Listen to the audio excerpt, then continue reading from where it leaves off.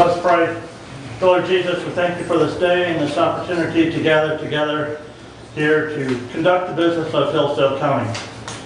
Lord, we ask for your wisdom and your guidance in the decisions that we make, and may these decisions be for the best of our community. We ask these things in your name. Amen. I pledge allegiance to the flag of the United States of America and to the republic for which it stands, one nation, under God, indivisible, with liberty and justice for all. Thank you.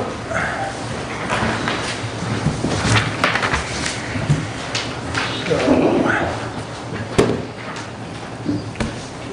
with that, we'll have the first call out to the public. I'll read our rule. A member of the public may address the board after receiving recognition from the chairperson and giving his or her name.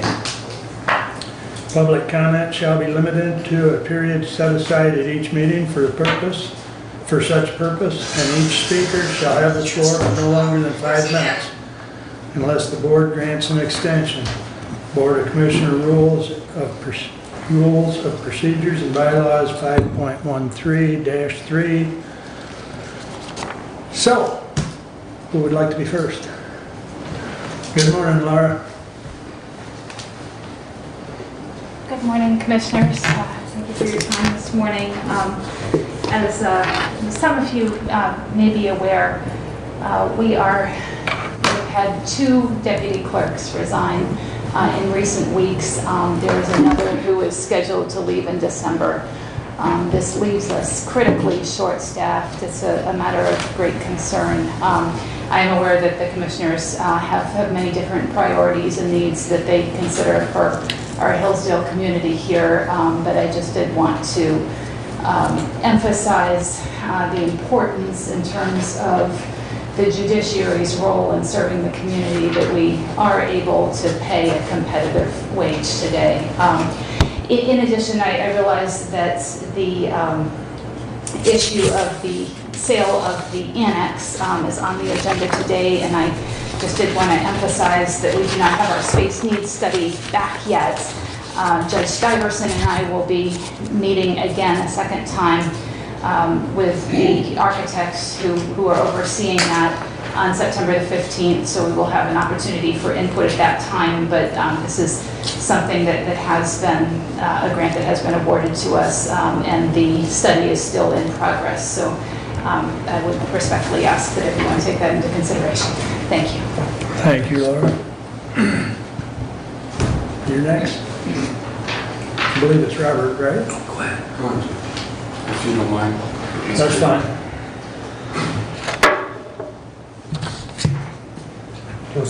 Joseph Hundy, Hillsdale, Michigan. I'd like to just say that we have a lot of our public officials acting in bad faith, and it's getting to a point that it's not only obvious to me, but to many others, and I think it's saddening. I'd also like to acknowledge some lawsuits that the county hasn't been acknowledging, and these lawsuits, they have to be acknowledged. You don't have to talk about them in the open, but you have to acknowledge them. And all you have to do is acknowledge Guadalupe versus Hodshire-Burlew, for example. Kaiser versus Cast, I believe, was never acknowledged to the public. The class action lawsuit against Hillsdale County, I don't think it's been acknowledged yet either. Noah Soltis versus Hillsdale County, I don't think that's ever been acknowledged. So, thank you. Thank you. Next.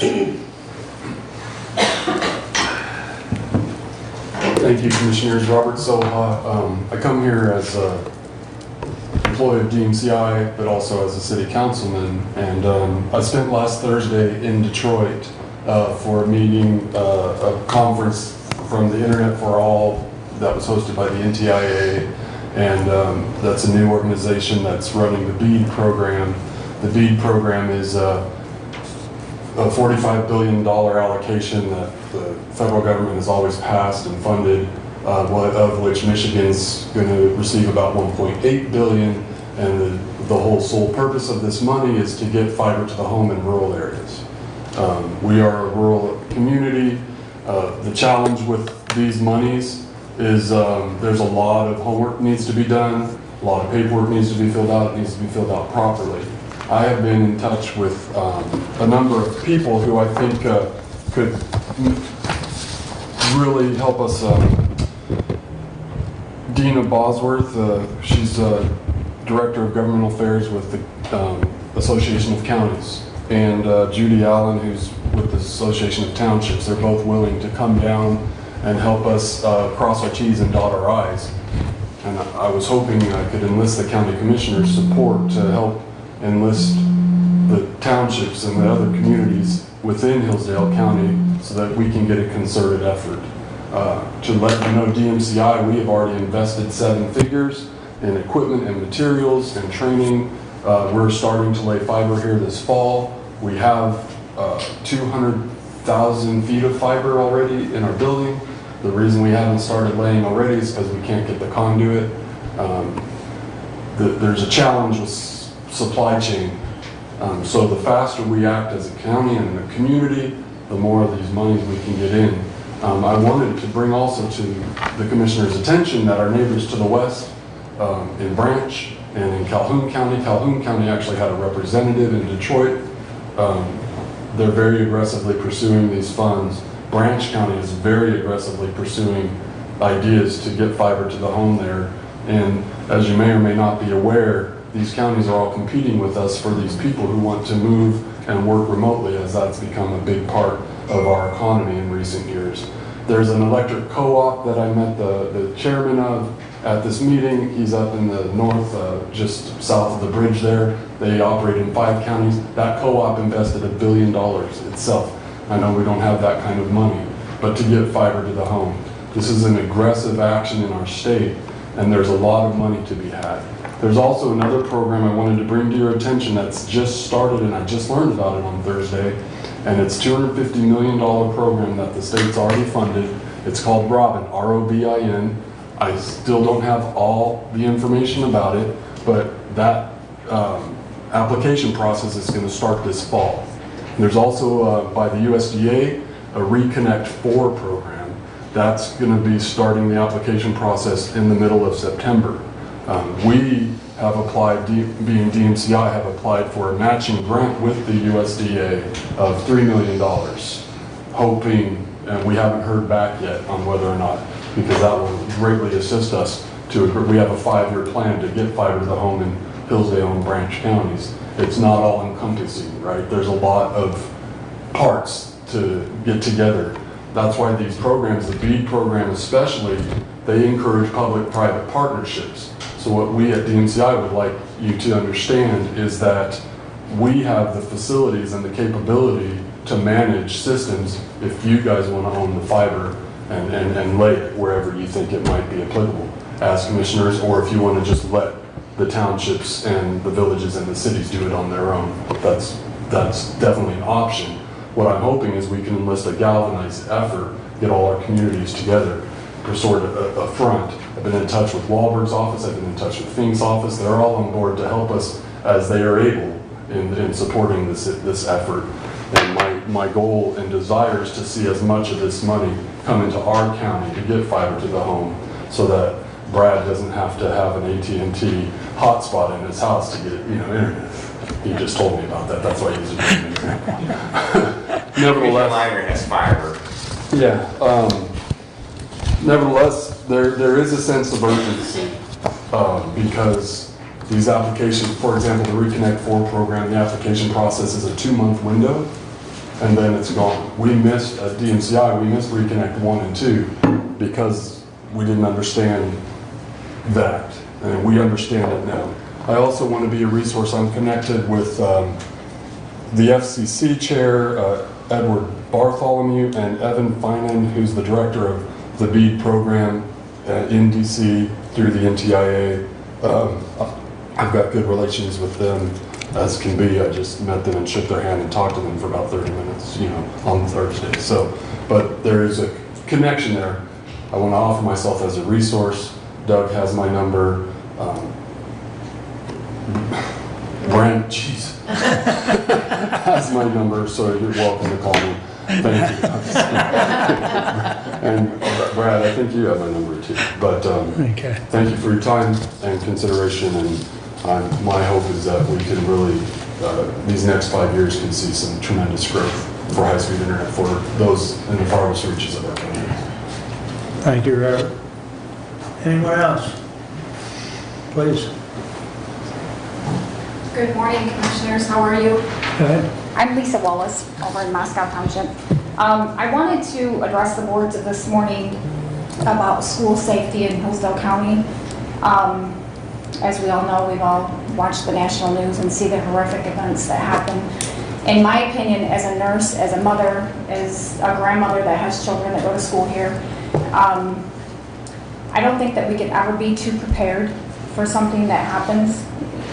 And I think when you're dealing with children, that especially, plays a big role. I personally have to attend a lot of MIOSHA meetings and safety interventions in different events. And I went to up near Detroit and attended one, and it was a very, very interesting, very informational. I learned a lot there. One of the things I brought to North Adams Jerome Board was a silly little thing. We don't have numbers on the outside of our windows or outside entrance doors. So when EMS comes, they don't know what room is what. If you said room 10, window 10, they would know where to go. Simple things like that. But I'm just asking the commissioners this morning, I know that there is, and I don't know personally exactly the paperwork, but I have looked into it a little bit, but I know that there are some grants out there. There's some federal grants that could help with communication lines and could help with safety, increasing safety stuff for our Hillsdale County schools. And I just think that we can never be too prepared. I live near the small town of Moscow and Jerome. Recently we had a fatal shooting there a week ago. You just never know. And when you deal with children, or gosh forbid, the ambulance has to be called for one of the kids or the staff or faculty, I just think that it's better to be prepared than not prepared. And I think if there's some grants out there, I would be willing to help. I've done some grant writing. If there's anything that, my resources with my OSHA experience and background in nursing, if I could do to help, I would love to be involved in that. I recently spoke to Annette, president of our Women's Republican Party. This is something that we're passionate about, and this is something that I think that we just need to stay on top of. I can't stress enough being more prepared than not in a situation like that. So if there's anything that the board could do as far as grant writing to maybe get some of these fundings to help our schools in the county, I would love to see that. That's all. Thank you. Thank you, Lisa. Yep, thank you.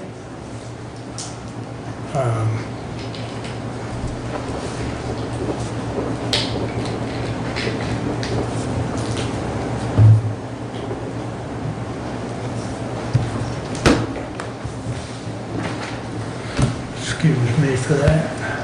Anyone else wish to address the board? Hearing none, there will be another public comment at the end of the meeting. And thank you all for coming, and we'll continue on. Consent agenda.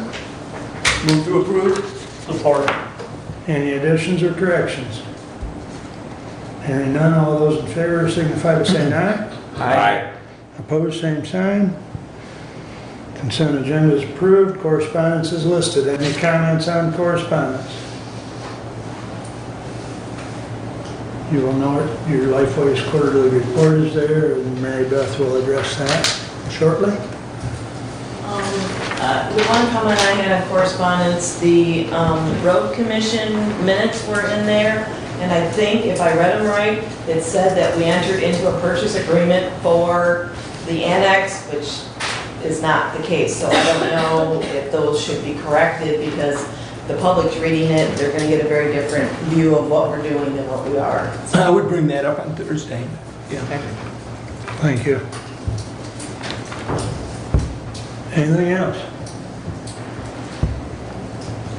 Okay, entertain a motion to approve the regular agenda. Motion to approve.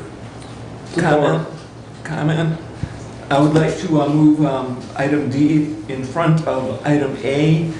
We have Eric Long that'll be coming in from Fort Wayne today. He's got a long drive, and if we can make that switch, that would be appreciated. I see no problem with that. Anything else?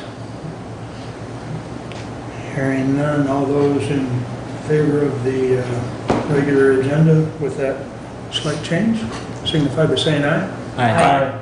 Opposed, same sign. That brings us up to Mary Beth. Good morning.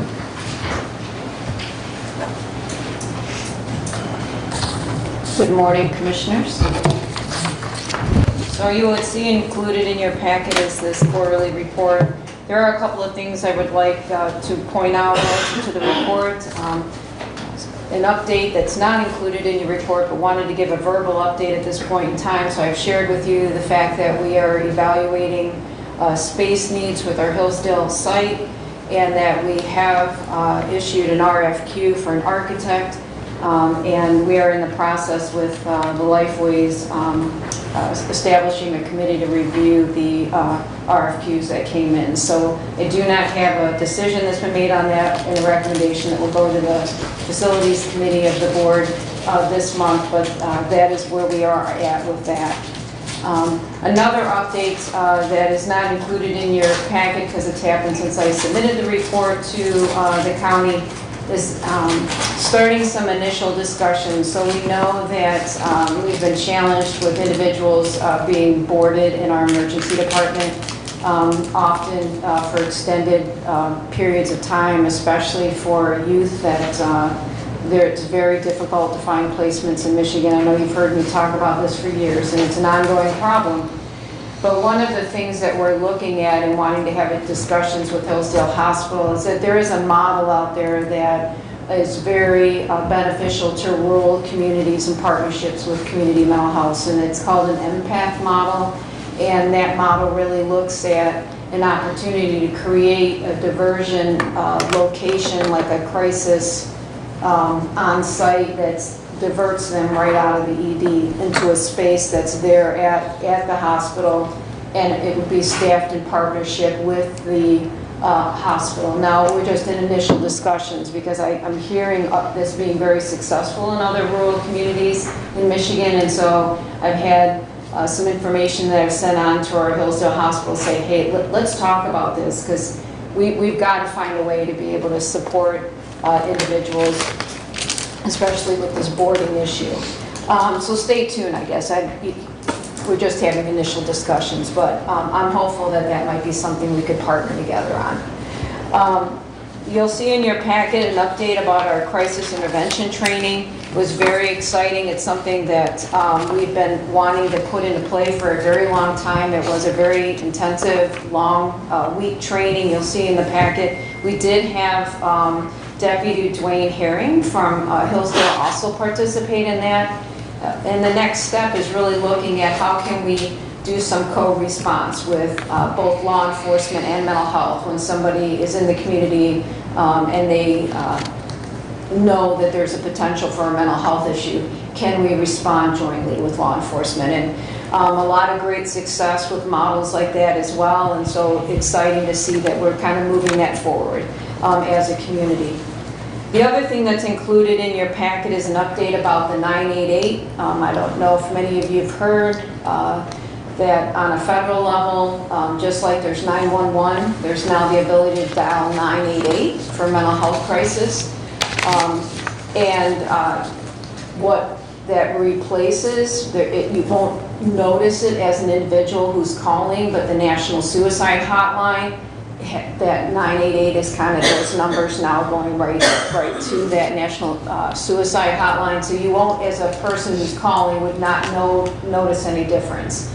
I will say, however, we have not noticed any increase. Now, while there was an expectation that we would start seeing increases locally to our communities, we have not seen any calls being forwarded from this 988 to the local, because that's what would happen. It's supposed to be seamless. you call 988, just like you dial 911, and then they patch you to the local community mental health crisis. So I guess stay tuned as they continue to work out the bugs. I did hear something on NPR where they were talking about it, and it sounds like there are some challenges potentially. I don't know if anybody else heard that clip that was on NPR, but I did want to let you know that. The other thing that's included in your packet, we shared about the fact that there is the legislation that's out there both on the House and the Senate side relative to behavioral health reform. My personal opinion, and you'll see that I comment that in the report, it's my opinion that I do think that some form of behavioral health reform is going to happen. What that looks like, I couldn't tell you. But I do believe that that will happen probably before the end of this year, whether it's a combination of a House and the Senate coming together and agreeing on a proposal.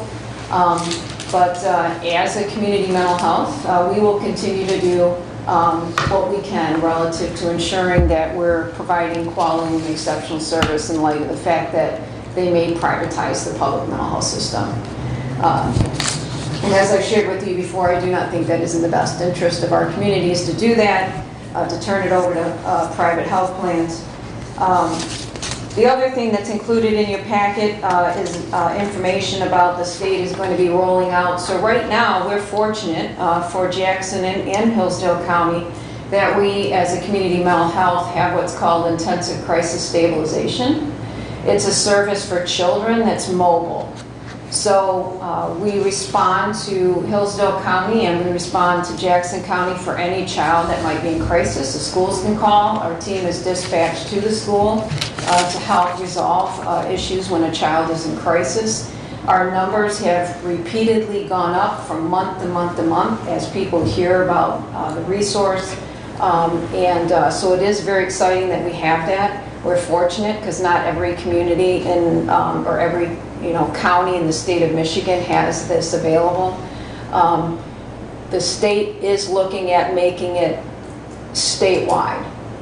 So we'll kind of stay tuned as that moves forward. I think the challenge is going to be around the workforce, and especially in very rural communities. I mean, we're fortunate enough that we're a 2-county, so Hillsdale, we utilize staff from Jackson County to be dispatched to Hillsdale, so we have that backup. Not all counties, especially in rural communities, I don't know how they would staff an ICSS team, but they're looking at doing that.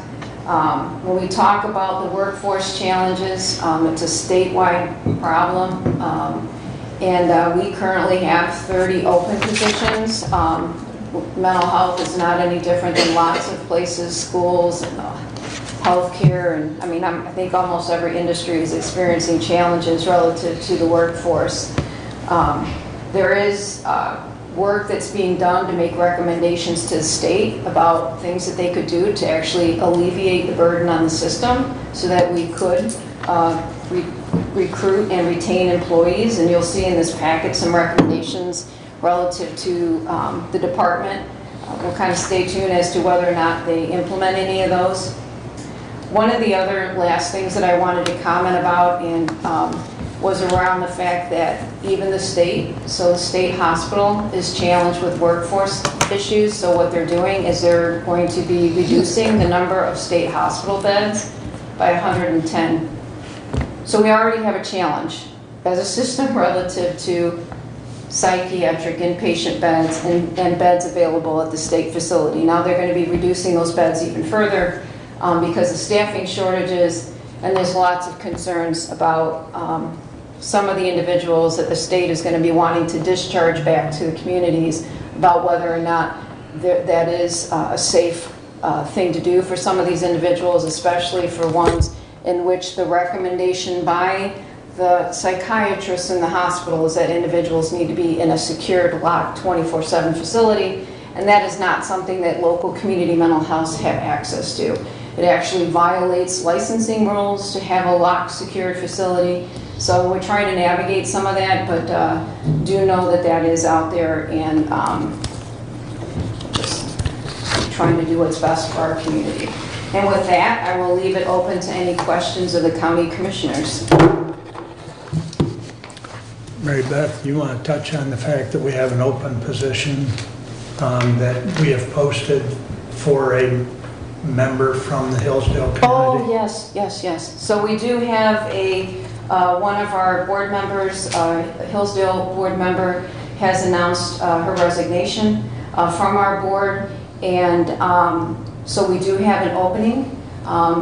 We are hoping that we would be able to get somebody who, if you know somebody that may be a community member who is an individual that maybe they have a child or themselves. We're trying to find somebody with intellectual developmental disability representation, or those with children who are being served by the mental health system. We need to have a voice on our board from those that are served by that population. So if there is somebody that you know, we would let them know how to apply. It's through the county. And it would be fantastic if we could find somebody Yeah, the with that kind application, of background. Marnie has put the application on the website, so, and there is some other information there as well, Yeah. so. And refresh my memory, Mary Beth. County commissioners can serve on your board as well as, there's two other qualifications. I think you can be a direct.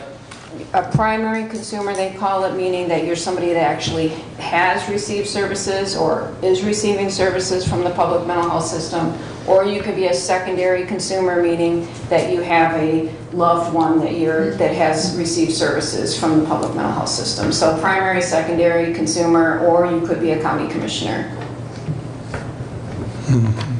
And so there are 4 from our county that are represented? 2 commissioners or 1? One commissioner. One commissioner, currently. then 2, so there's 3. There's four members of our board.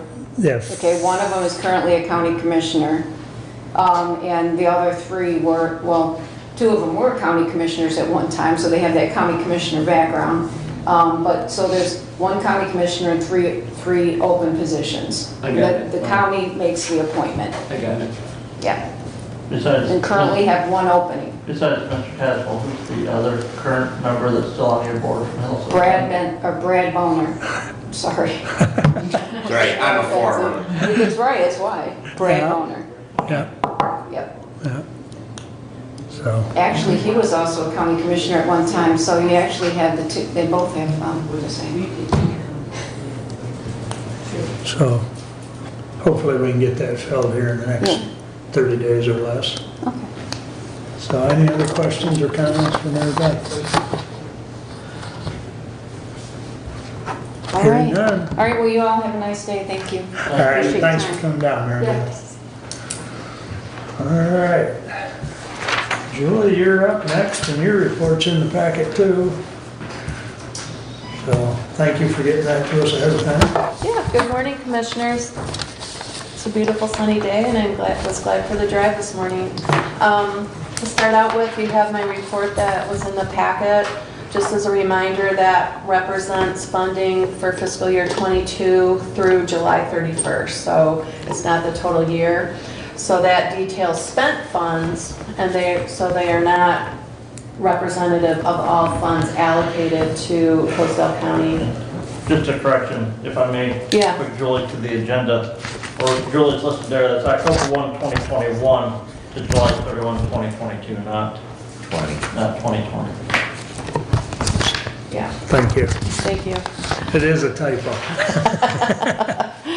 And just as a note, any of our contractors are permitted to submit transfer requests that, for instance, if they needed funds transferred from congregate meals to home delivered meals, those are based on program needs and those are allowed.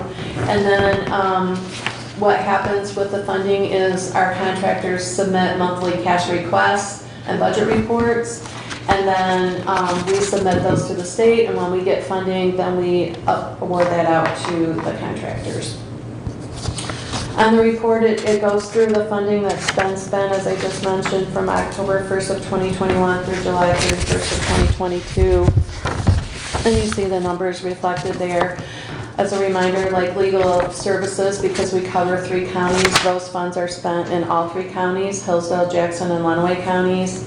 And then you see the numbers farther down for our My Choice Medicaid waiver program and our tiered care program, the number of people served in each of those programs, and then the total amount of waiver funding to Hillsdale County was just over $1.5 million to help folks stay in their home and receive for services at home rather than in a facility. We continue to get a lot of calls to our agency. We've seen a big increase in numbers over the last couple years, and from Hillsdale County residents through July 22nd or July of 2022, we received just over 1,300 calls from Hillsdale County residents, and we do a lot of referrals to Hillsdale County agencies, and so far that number was 403. We also have trained options counselors and information referral specialists that are constantly helping Hillsdale County residents with their needs. We continue to do the Medicare Medicaid Assistance Program, or we affectionately call it MAP, and we also have trained counselors on site at our offices, but there's also trained counselors at Hillsdale Senior Center, and so we continue to work with those folks to help them make their Medicare decisions. Especially, it's going to start getting busy mid-October through mid-December when people can change their Part D plans. And so we will get a lot of calls then, and it's really important if you have, or yourself or a family member or neighbor needs help deciding on their Part D plan, it is important that they review that each year, because the plans do change prices and the drugs that they cover. So those are important things. Right now, we're in the middle of our multi-year planning process.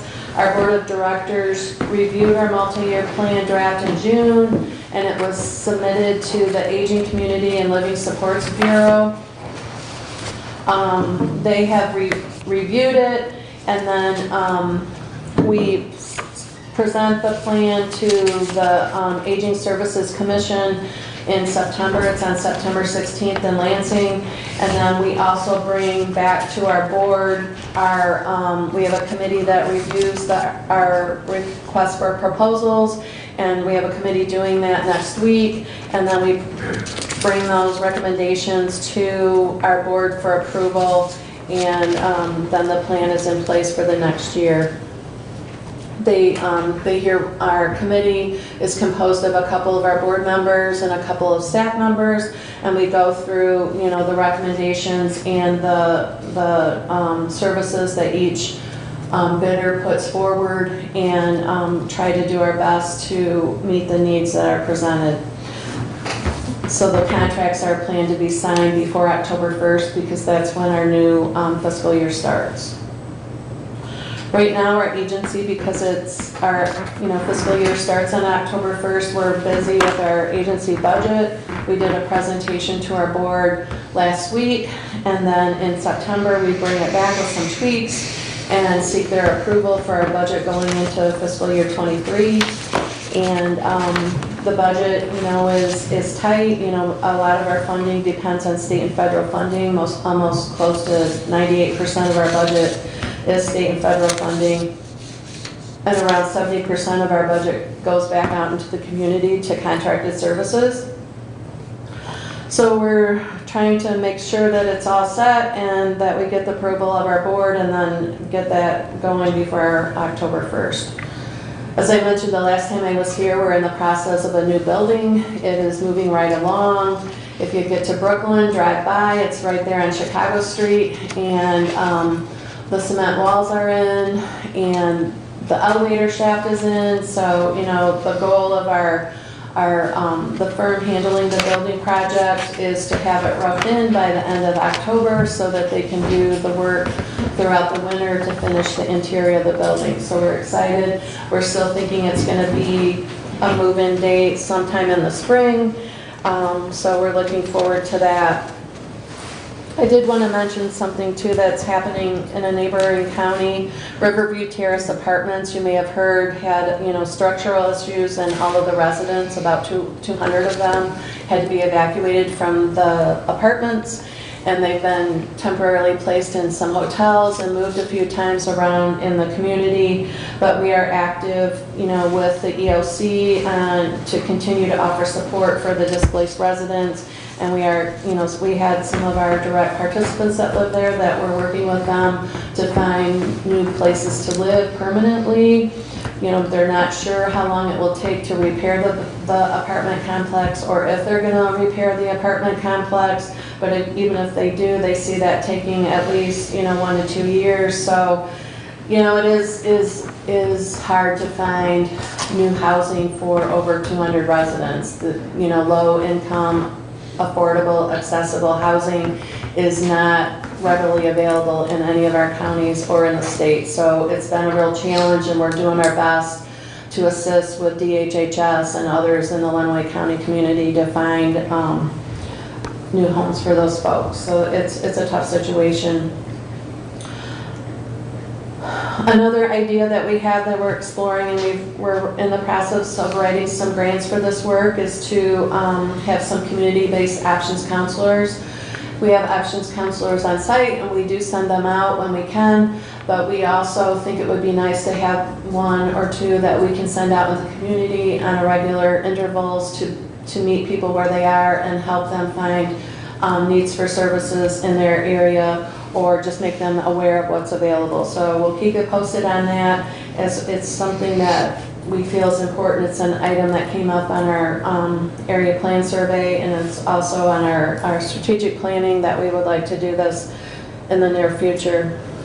Just a reminder, flu and COVID immunizations are still really important, and there's a clinic coming up in October, and there's going to be a drive-through event for that. So we'll keep you posted and send you some information so that you can share that out and about. And then I already mentioned that our MAP Open Enrollments is October 15th through December 7th, and we can do in-person or telephonic appointments to help people with those Medicare decisions.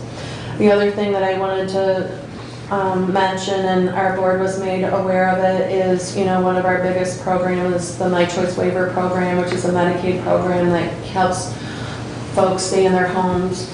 And the state had proposed a rate reduction this year of 1.5%, which was really startling in the middle of a pandemic, and when we see the inflation and everything that's going on around us, that they would propose rate cuts. And so we did advocate around that, and now they're saying that they're going to raise it by 0.8%, which isn't even 1%.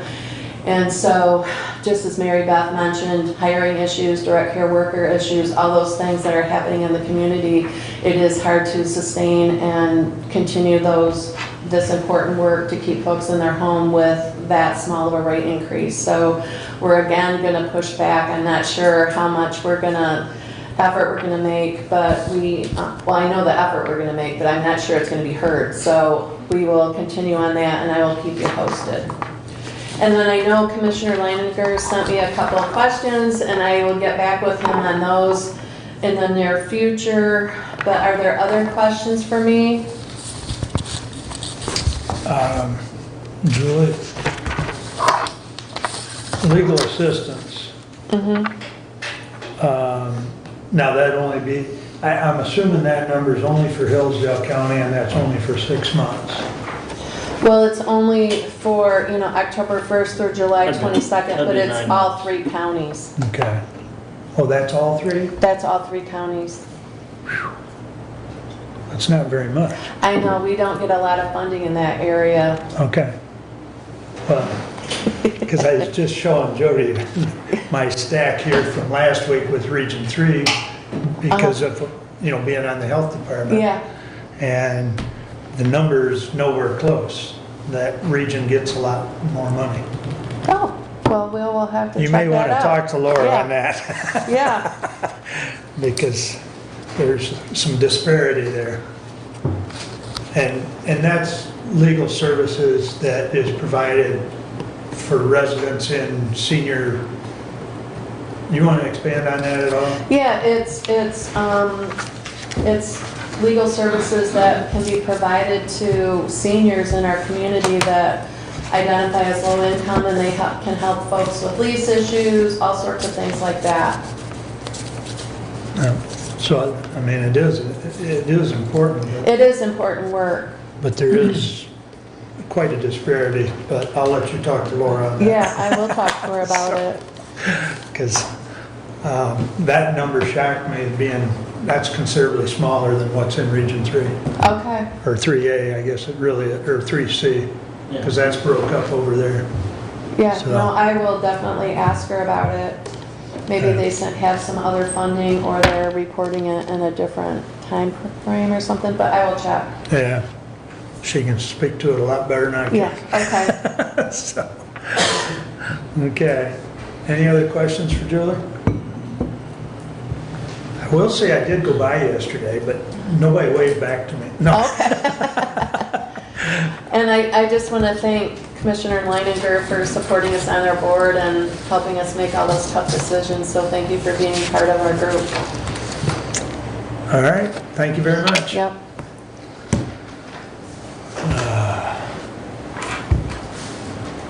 Let's see. Take care of standing order, and that brings us up to Doug, and I see Eric's here. Yes. So And we have today Eric Long from the Pago USA Group, and Eric and I have been chatting about the possible purchase and the purchase offer on the annex. And Eric, welcome, and here we go. Thanks for having us here today. Yeah. I have Eric Godin with me today.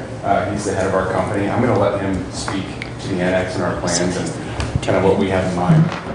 So Eric, you want to come on? I didn't catch it. Can I get your last name again? Yes, Doden, D-O-D-E-N. Thank you. So I thought, I could give you just a quick overview of kind of how did we get here, why did we start Pago USA, and what's the goal of the company, and then ultimately what we're excited about in terms of what this means for some of our smaller communities in the Midwest. I spent the last 10 years, I ran for mayor of Fort Wayne in 2010, lost that primary, but got a relationship with Mike Pence, and so when he became governor, he asked me to head up economic development for the state of Indiana, and I did that for 2.5 years, and it was during that time where I saw a lot of our small communities struggling with population growth, wage growth, job growth, and so I started thinking through how do we use the tools available that I've seen used in larger communities in our smaller communities. Now, I grew up in Butler, Indiana. If you're familiar with Butler, it's a town of 2,500 people. When I was 15, I moved to the metropolis of Auburn, which is a town of 10,000 people. And then I went to Hillsdale College here in Hillsdale. So I've grown up and been in love with small communities my whole life. And it was, bothered me greatly to see Van Wert, Ohio, for example, where my mom grew up and my grandparents lived for my entire life, start to decline and start to have their buildings, their historic assets, start to literally fall down into the street. So when I see an issue or a problem, I start a company. That's the way guys like me do things. And so I started Pago USA. Pago is Latin for village, and it's restoration of the American village. So I start my company, and about a week later, I'm having lunch with a friend of mine in downtown Fort Wayne, and he says, "Hey, you're always starting something. What have you started recently?" And I told him about Pago, and he said, "Would you be in Van Wert next week? I want you to meet with a group of our leaders." So I went to Van Wert, and the first thing I have a leadership team do, and this is all private sector leaders, they had a $100 million foundation in a town of 10,000 people, was assess every building to them that mattered in their community. So they identified 116 buildings that mattered. 16 were government and churches, so they're in pretty good shape. So the 100 of them are owned privately by various people. The second thing I have them do is assess their condition. Out of the 100 buildings that were left, 3 were Class A, meaning that every floor was revitalized, restored, the building was in good shape, the roof was done. 3 out of 100. Out of the remaining 17 were Class B, meaning that the roof had not been taken care of a long time. There was a lot of problems on floors 2, 3, and 4, but the ground floor was at least being used for retail. That means 80 buildings in Van Wert, Ohio were falling down. And once they assess the problem, they have aha moment. Like, we have a very short window of time to restore these assets, or we're going to start to see them. And by the way, if you have 80 buildings falling down with shared walls, you have 100 buildings falling down. And that was Van Wert's situation. So they asked me what the program was and what to do, and I said, well, you can't fix what you don't own. So the first thing I'm going to ask you to do is take $3.5 million, put it into a fund, and we're going to buy it per town. Now, the great thing in this case is the foundation has, really helped the community. And so when the foundation decided to do this, it was a group of leaders that came together. But in every community it's going to be different. It just happened to be the way they did it. So about 16 months later, we bought 52 of the 80 buildings.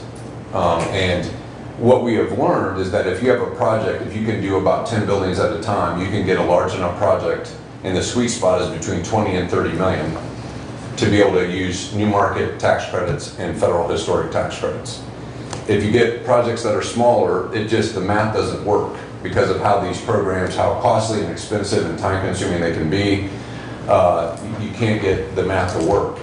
And so in short, we're fixing 11 buildings in downtown Van Wert right now, which is the first time in 50 years that they've been fully restoring every floor of their buildings, including ADA compliant, modern HVAC, and the whole 9 yards. And the capital stack, which is our fancy term for, how do you get to 26 million? 10.6 million of that is private sector investment. The foundation and a private company are putting in the 10.6 million. And without their investment, there is no opportunity. And then about 10 million total, about half and half is new market and federal historic tax credits. And then about 4.5 to 5 million is state tax credits. So those are the three partners in the deal. Now, what I like about tax credits is there's really all 26 million is private sector dollars.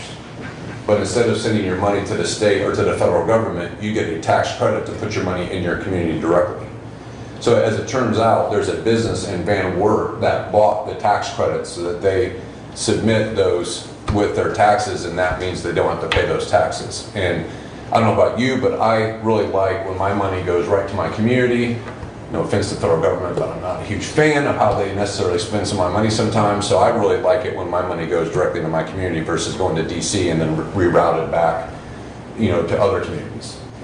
And so that's our game plan. So then what's happened is, as you can imagine, when this story gets out, we have a book on it. We're going to give you guys a copy of the book, and we've tried to lay it out. And in full disclosure, I'm running for governor of Indiana, so if you do Google me, you're going to see that, so I might as well just throw it out there. But part of the reason we're running is we have 85 cities in Indiana that meet the criteria that Van Wert has. They're all towns of 30,000 or less, and they're all towns that are struggling with population growth, they're struggling with housing. And what's really great about this program is 70% of the buildings that we restore, 70% of that square footage is going to be housing. So it really allows a community like Van Wert that's small in nature. Right now, a lot of the workforce is living in Fort Wayne and driving 35 minutes every day to Van Wert. They'll be able to actually move into Van Wert, and it will be a boom for both, because Fort Wayne's got a housing problem, believe it or not. We're 98% full in our housing right now. And so you can't grow in Fort Wayne if you don't improve the stock within a 30-mile radius of Fort Wayne. So this is a win-win-win for everybody. And our view is that it's not either or. Our small communities have to win, our mid-sized communities have to win, and our larger cities have to win as well. And this is a method for that to happen. So what happened was we had a leader in the hospitals came to us and heard about what we're doing in Van Wert and asked us if we'd come into Hillsdale. And then we got introduced to some investors here that want to see this happen, this same kind of situation happen in Hillsdale. What I really like about this community, what I've seen is just a lot of, you guys are actually, I think, a step or two forward with the vibrancy and some of the things that have happened in your downtown than Van Wert. Van Wert was in a much more difficult place than you are today. But there's still, as you guys can imagine, when you go see these buildings, there's a lot of our floors above the first floor that need to be revitalized, need to be modernized, and yet we get to keep the historic feel and look of our communities, which is what I'm in love with. Because what I got sad is to see some of my town, some of the buildings that I was in love with as a kid in Butler and Auburn have to be demolished because we didn't take care of the asset. So this is not just a business for me, this is a passion. And I help any community that calls. I don't really market. I don't have other than a website, I don't do anything to market our services. It's all word of mouth. And what we do is work with people who really are excited about their community and want to see it go forward. And so with that comes the offer, because the corners and these buildings are really important assets for vibrancy because of the need for places for people to congregate and to be a community. Often those are in the form of a coffee shop or restaurants or things that people want to collect at, and those corners and in those squares. And if you go like to Valparaiso, Indiana, which is where I went to school, law school, Valparaiso in 94 to 97, when I was there, we used to joke the best thing about going to law school in Valparaiso is there's nothing to do but study. There wasn't even a tumbleweed that would grace that town. And now you go there and it's vibrant, it's crazy. And John Casas has been a coach and mentor and friend of mine for 25 years, and John led that effort with a group of leaders in Valparaiso to completely restore that community in downtown. And it is simply one of the most beautiful small communities in not just Indiana, but the entire Midwest. We want to bring that same energy, that same opportunity here at Hillsdale and in Auburn and in Butler and in places like Van Wert. So that's kind of our strategy, our goal. We are climbing our way to own at least 10 buildings. That's kind of the magic number to get your $20 to $30 million project, and we've had a lot of good progress in that with people who are interested or willing to sell for a variety of reasons. And we're excited about the opportunity with you guys here, and that's a great location, a great spot, would be a great anchor building for this kind of program. So with that, I'll open it up to questions, comments. Go ahead. The question that really comes to mind is that the annex building is one we're using right now. The district court is in that building, and the concern is where do we put the district court? In the meantime, we do have a needs study on where we're headed for our courts and the buildings, the main courthouse in particular, as well as the annex. Timeline matters, and I've mentioned to Eric that it could be a 2-year. Yeah. It could be a 2-year timeline in order to accomplish that. For the court system and what we need to try and provide as well. The question I asked Eric, is that the deal breaker? The answer is no. So we're very flexible. So what we've done in those situations, we'll do a sale leaseback. What we need to do is be able to own the building so that we can plan the capital stack and make sure that we can plan the tax credits. If we own the building and know that there's a date certain with which, like let's say that's 2 years out, that we can begin to move towards, then you can go get the new market tax credits and you can get these things. Our goal is to be flexible and to try to work with you to meet your needs while at the same time having the control of the building so that we can meet the needs of these different entities that are going to invest in Hillsdale as well. And so you have to have a CDE. I don't know if you guys understand new market tax credits very well. I certainly don't, but my professionals do. There's a CDE, a community development entity, that's awarded these tax credits, and that CDE chooses you. So historic tax credits you get by right. If you apply and you meet the standard, you get by right. There's no, what we like to call beauty contest. But with new market tax credits, it's you have to earn them. You have to get an award, and to do that, you have to own the buildings and have a closing date for them. And so as long as we have a closing date and we own the building, we can still make everything work, and we can work with you guys to make sure it meets your needs. Does that make sense? Yes.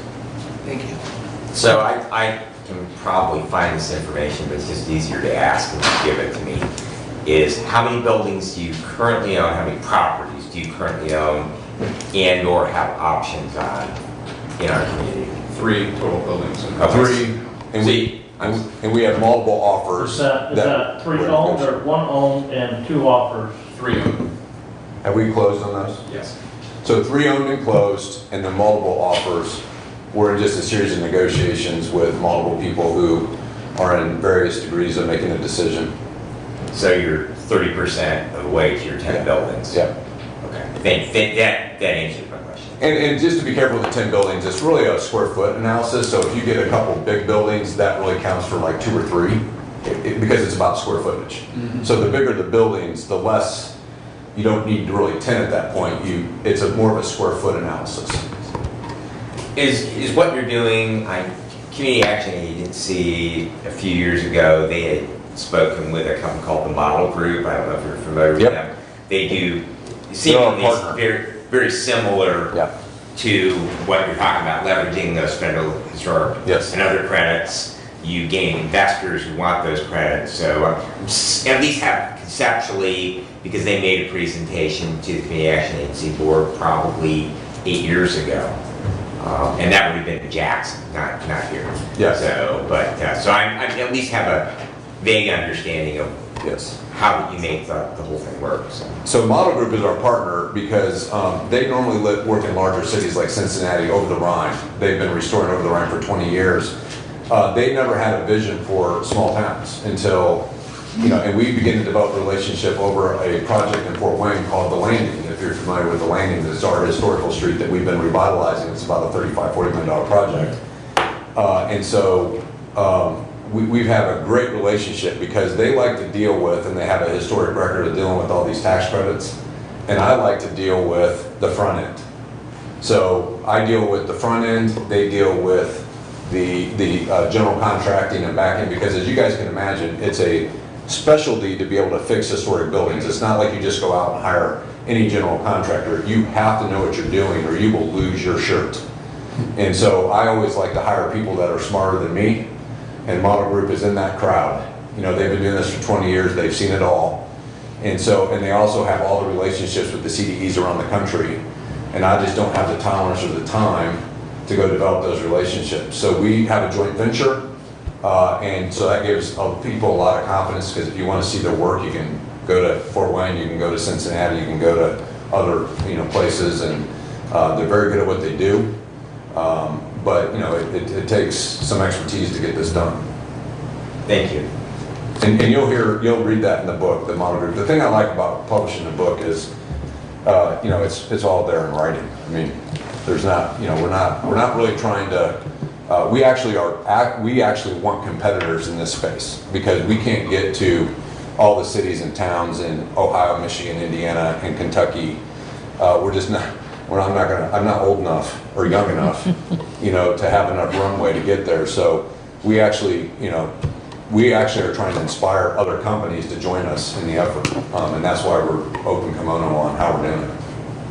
And I also say it's not easy. So you can read the book, but that doesn't mean you're going to be able to get the job done. If that makes sense. So locally, Sue Smith and her team, if you will, leads economic development. Have you had any conversations with Sue? We haven't spoken to Sue yet, no, but we'd really like to set that meeting. I think it would be important Yeah. to at least create that relationship. Absolutely. Yep, and we'll do that. We really firmly believe that this has to be private sector driven. And so the whole key is to engage the private sector. And so we're trying to establish all those relationships while we're servicing our client who, wants to buy buildings so that we can begin the restoration process. So thank you for that feedback. We'll make sure that we meet with her and get them engaged. Well, and I do know that the community that pumps money into economic development, such as the hospital and other local businesses, then it becomes, more community driven. Correct. So, but, other questions? Brent? Kathy? You guys submitted a written offer on that building. And as Commissioner Engel said, we currently are using that building. We're still waiting on a space needs study for us, for county government, to determine what we need for space for our courts going forward into the future. We're thinking maybe November, December, hopefully at the earliest, So we're gonna have that space being studied back to us where we can evaluate that and make some decisions regarding that. How long would is your offer good for on that building? There is a current expiration date on the offer that I've delivered to you, but we can leave that relatively open-ended until you have the information you need on the property. I mean, again, we're going to be flexible. This is a long-term plan. We always talk in Van Wert, this is a 100-year plan. So you buy 52 buildings. It may take us 10 more years to buy the other, 30. But what people like, even that own the buildings, is they have a sure, when they're ready to change their lifestyle, which often is retirement or a death in the family that leads to a liquidity event that needs to occur, they know they have a ready buyer that's going to close in 30 days, and they love that. It's kind of having your cake and eat it too, right? Because you get to own the building when you want to, and you know that you have an exit strategy when you decide that life needs a change. So these buildings, do they stay owned by this company, or do you end up selling the buildings after they're refurbished? What's that? We really encourage, so the foundation, in their case, I can only speak for the owner that I know. They want to hold them in perpetuity, because part of the problem that you have in some of our communities, and Van Wert was no exception, many of their buildings were owned by people out of town, and they weren't taking care of them and didn't care. They just didn't care. I don't even know why they owned them. And so when we bought them from them, we were able to, now revitalize them, restore them. But, we had people that were living in Defiance or living in, I forget, a couple, like West Coast, that they never came to Van Wert. And so they don't want to get back to that situation. So when they own that 52 buildings, they want to be a good landlord and owner and make sure that the roads are taken care of, make sure that they maintain these buildings in perpetuity. They never want to get back to the spot where they have 80 buildings falling down. So in Hillsdale, what's the plan? My advice to them, and I remember I'm not the owner, I'm the consultant, but is to hold them in perpetuity and to make sure that that this is maintained well for generations to come. And that's what I sense is the attitude of the current investor group. So these buildings, spaces are going to be rented out. Because of the structure, the rent's going to be affordable versus not affordable, because again, you're putting a lot of money into these buildings for restoration. Can you, on a cash flow basis, can you cash flow all the money back? Or because of the tax credits or whatever, you're not cash flowing it all back? Yeah, it's a great question. So you have to forecast your rents based on the current market. So when we ran, the reason why that we could only afford to put 10.6 million in is because when we were done, the buildings would be by a cash flow basis only worth 10.6 million. So no private sector is going to put in 26 million to lose, nearly $16 million. They're just not going to do that. I mean, maybe if you're a billionaire and you're super generous, but most people are not that generous. So the tax credits allow you to fix the building and still be at market rents. Now, over time, what we have seen, and this happens in every community, if the market rent is $10 a square foot today, as the community grows and thrives, sometimes that goes to 12 or 13. Very rarely are you going to see the market rents in a small town go to, like the rents that happen in big cities. That's not going to happen. There's too many other places for them to go, the market's not big enough for that to happen. So we anticipate that you underwrite it to current market rents, and that, by the way, includes your housing. Like if your housing is being rented to your average apartment $600 or $700, you're not going to get $1,000. It's just the way it is. Will any of the housing components be low-income housing designated? Typically not, but they'll be affordable based on the market. So typically almost all this is market rate. But again, we're in small towns, guys. I mean, that's typically very affordable, which attracts people to move here. Right. Let me tell you, right now, I'm an apartment developer, so I know this game well. When we started developing apartments in Fort Wayne in 2012, this is after the recession and it started to come back, we were at about $1.10 a square foot in Fort Wayne. Today we're at $1.50 a square foot.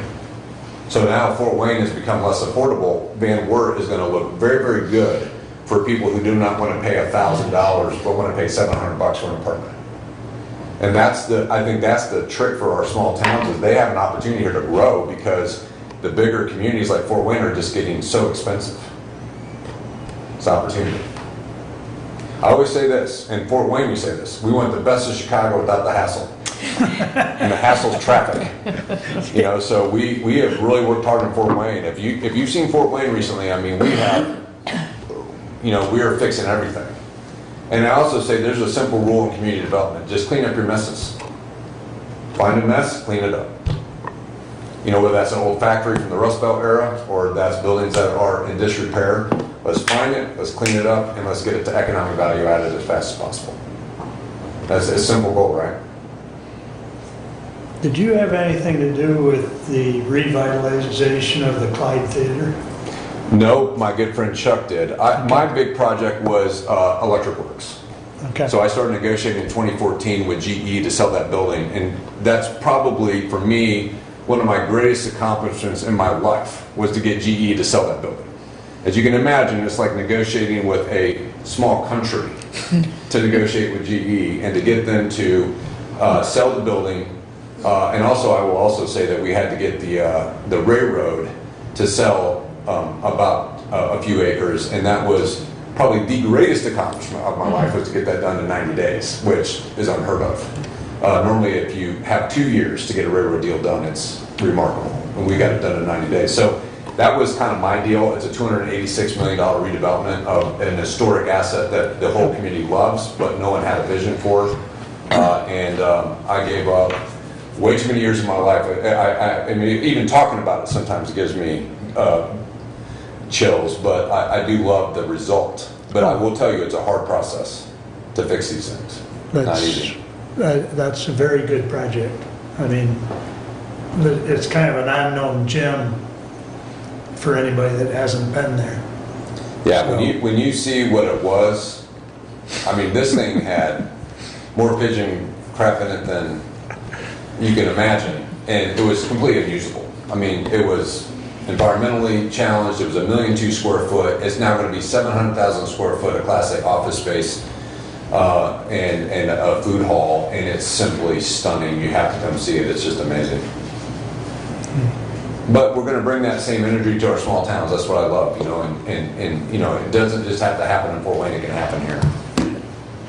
Doug? So specifically the courthouse annex, with its location and its square footage, what have you got in mind? I don't know that we have that fully vetted. So what we do is we take a look at the total assets that we purchase. We take, typically on corners is where you're going to have the restaurants and the action things. In the middle is where you have more of the office space. So that's a typical rule of thumb. We follow like kind of the 10-10-10 rule. You want 10 really great restaurants, you want 10 retail establishments, and you want 10 entertainment venues. It's just a good rule of thumb. And again, then 70% of the especially second, third, and fourth floor will be housing.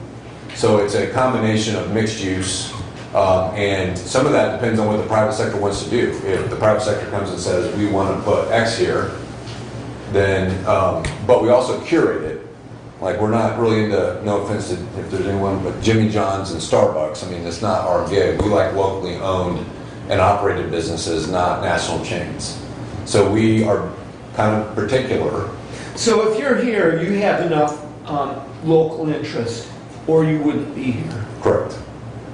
You guys have to understand, you got one thing here. My heart's here every day because my son is at Hillsdale. And he loves this place, right? And also, like, if you would have told me when I was 18 that I was going to go to law school, I'd have probably punched you for good measure. Because I hated school.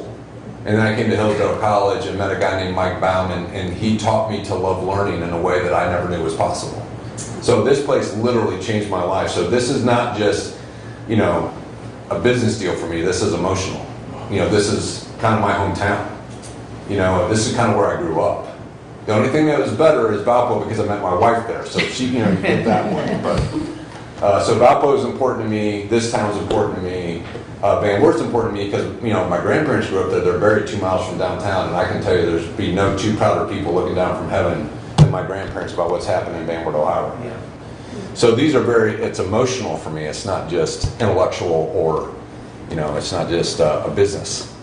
But anyway, that's kind of my my passion. You guys probably have your own. So I guess the question I would have is I'm sure you're aware that we're in the process of trying to do the right thing with the courthouse. And it's a historic structure. Yes. And I would say, we have hired Renaissance. Sounds to me like your contact, your group has a lot of experience with historic structures. I'm wondering if we can glean any information from you as to what the right thing to do and are we headed in the right direction? And I don't know what that looks like. Yeah, I mean, we'd be happy to, like the experts in this field really would be Steve and Bobby and the model group. And so we'd be happy to facilitate having them come in, and they'd be happy to do it. They love this stuff as much as I do. So, and if there's anything we can do to help you with the courthouse, first of all, what I love about our small towns in the Midwest is these beautiful courthouses, right? They're just a gem, an asset. And I love when we revitalize them and keep them in a healthy state. So we'd be happy to help. Well, we've got a lot to chew on right now. Yep. And I think the presentation brings us to that moment where, as commissioners, we need to figure it out. So I will leave a copy of the book if you guys are okay with kind of facilitating that around. If Yeah. you need more copies, let me know. We will certainly bring them to you. And I think Eric and I need to maintain and keep good, close contact, so that we are on track. Yes. And we don't know what the track is right now, but we'll be there, if possible. Yeah. Okay. Yeah. Thank you. Yeah. Thanks Thank for you the very time. much. Yep, thank you. Thank you. Yep. Thank you. Appreciate it. Gentlemen, I have. Thank you very much. Appreciate it. Yeah, thanks. Thank you. Yeah, there you go. All right, thank you. Thanks, guys. All right. Okay. Thank you, gentlemen. All right. Please To continue. continue. To continue. I move to remove from the table the motion to alter the number of road commissioners. Support. I guess I have comments on that. Right. Point of order, the motion to take it to the table is not debatable. Thank you. I'm not doing that. Okay, sorry. You can discuss all you want once it's on the table. Yeah, once we get it off the table, thank you. Sorry. All in favor signify by saying aye. Aye. Opposed, same sign. Okay, it's off the table.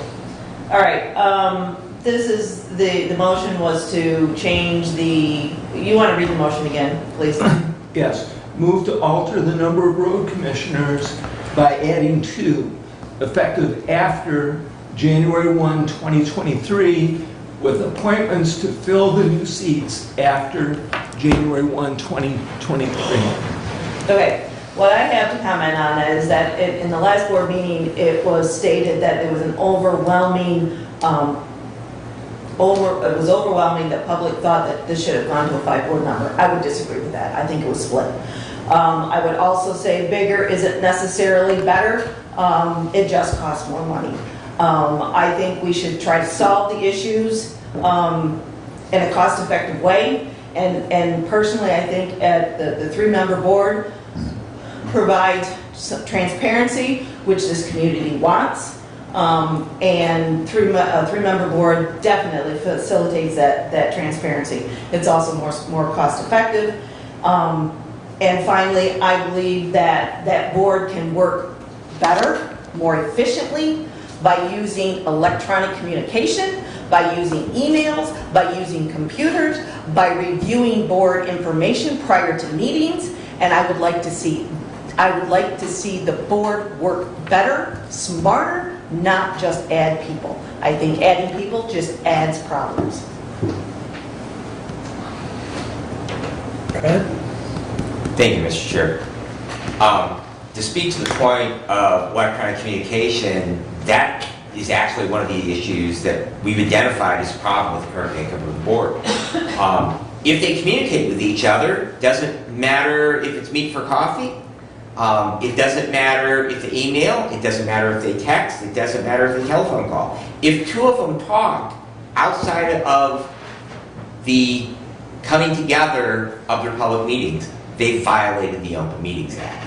And so the idea that utilizing that, leveraging it to better outcomes, just isn't practical. And so for my looking at this, the idea of getting where we create more transparency by having where that you can have things moving forward, not necessarily, in-closeted, but it allows for committee structures.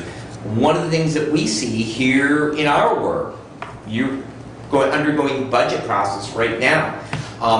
It allows a chair and a vice chair to work together on that project, whereas with the road commission, they can't have a committee structure because anytime two of them are together, they have created a majority of the board, and so therefore are subject to all of those aspects of the Open Meetings Act. Another perspective is that I am actually the only person currently on this board who served on a 7-member board of commissioners. When I was first elected in 2008, began serving in 2009, we were 7.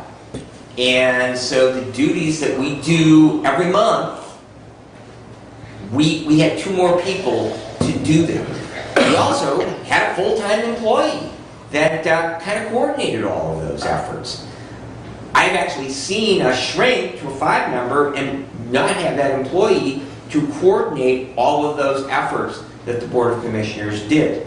So the Road Commission, they have a manager, they have staff, but they have 3 people that are trying to cover all those townships that we get out and meet with on hopefully a monthly basis. And we've all experienced some of the road commissioners are better at that, whether it's time constraints or whatever. Some are better at that, at being out in their district, or they really don't have a district because they're elected at large.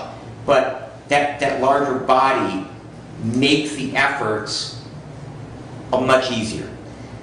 Talked about the expense, I mean, $55,000 is $55,000, but in a $10 million budget the Road Commission has, $55,000 is a relatively insignificant amount. And when we look at what has happened, not just in the last year, but over the last 8 years, we've had 3 pairs of eyes looking at that, perhaps adding 2 more pairs of eyes to creating more oversight, ask more questions, have more time to pay attention to what's going on there, can easily save the additional expense of adding those road commissioners.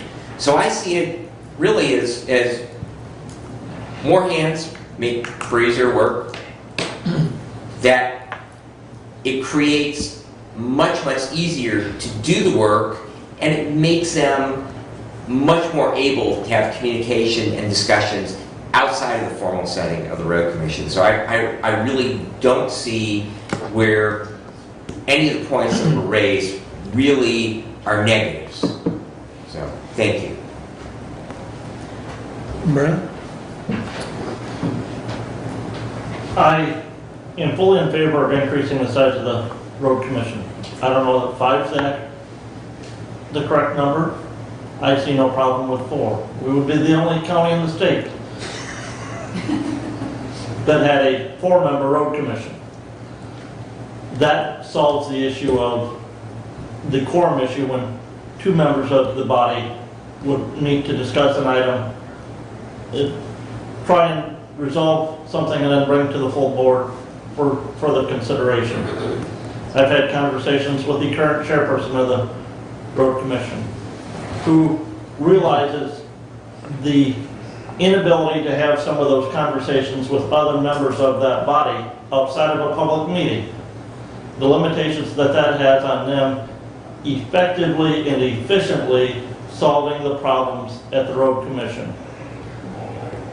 I also believe I have a way that could potentially mitigate the concerns of Commissioner Schmidt with the added cost of adding additional road commissioners, but that would be something for further discussion and something that I would ask for clarification from our legal counsel, whether I could even have discussion on that item with my father currently serving as an elected member of that board, and would that then create a conflict of interest for me as far as if we talk compensation issues at the road commission? That I don't know. But I think it's imperative just for, to me, the Open Meetings Act issue, that we consider increasing the size of the road commission. Recently, there's been a member of that body that's not been able to attend some meetings because of some personal issues. That's one member on a 3-member board. If one of those other members had something come up and was unable to attend, now that body cannot meet and cannot conduct business of the body. They can't approve payment of bills. They can't look at interviewing potential candidates for their current open manager position. We need to take some steps, and the steps that are being proposed would not be effective until after January 1st. And my understanding of talking with Commissioner Ingalls and reviewing the statute on this is the reason we're waiting until after January 1st is because if we appoint members to the road commission now, their term would expire January 1st of next year. And by waiting to make those appointments until after January 1st, we're saving the taxpayers of Hillsdale County money by not having to hold a special election to fill those then vacant seats. So I'm fully in favor of the motion, fully believe that because of the Open Meetings Act issues, we need to change the number of road commissioners from the 3.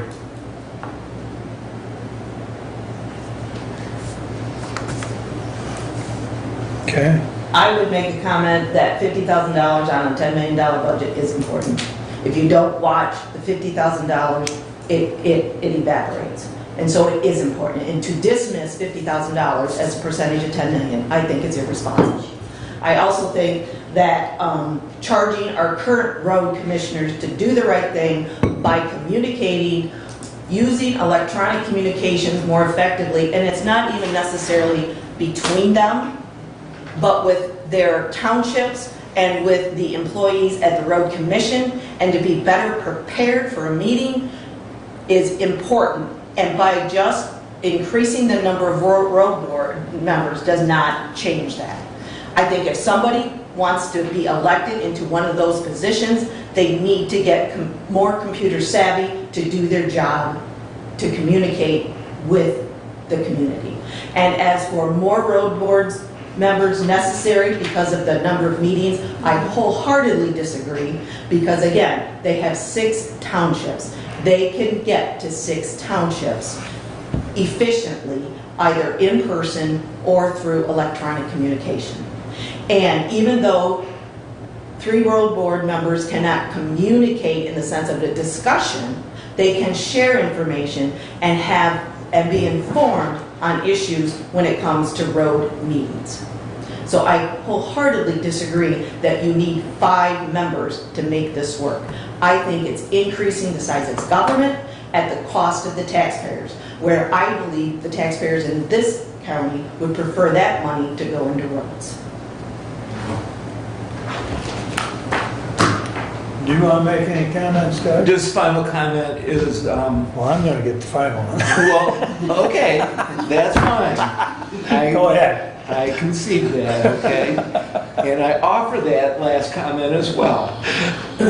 I've spoken in depth over a period of time as commissioner with the road commission. I am the road commission representative from this board as liaison to the road commission.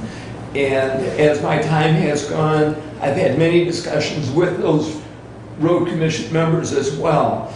And specifically, 2 of the 3 road commission members have told me that adding road commissioners to that body would be helpful. One, in that it would spread the load. One commissioner specifically said that, and the other commissioner specifically said that it would help communication. So 2 of the 3 that I have spoken with have affirmed that adding 2 would make their board a better board. Thank you. So yes, I've talked to their current chair as well, and he is not opposed to the 5 idea. You remember some time back, he provided us with numbers. I think, if I recall, there's 60 odd township, or not townships, counties that have 3-member boards, or was it 70? No, Do you remember the number? That number is fewer than that. I forget the actual number. Of the 83 counties, I do believe 7 are administered by the boards of commission. And That was like 40-30. yeah, but there's one of those that I think, another one that's already in the process of changing from a 3-member board to a 5-member board as well, so. But I guess my point, regardless, I don't have the numbers in front of me, but, you know, there's a lot of 3-member boards out there today. There is some 5-member boards, there's also so, you know, there's a variety of boards. Will 5 help? I guess, in my mind, the jury's still out because of some of the things Kathy has mentioned, you know, the costs. You know, once again, you spend $5, it's $5. You spend $50,000, it's $50,000. And something I know I've talked to a couple of the road commissioners about is I'd much rather see the money spent on training. I've talked to some of the drivers.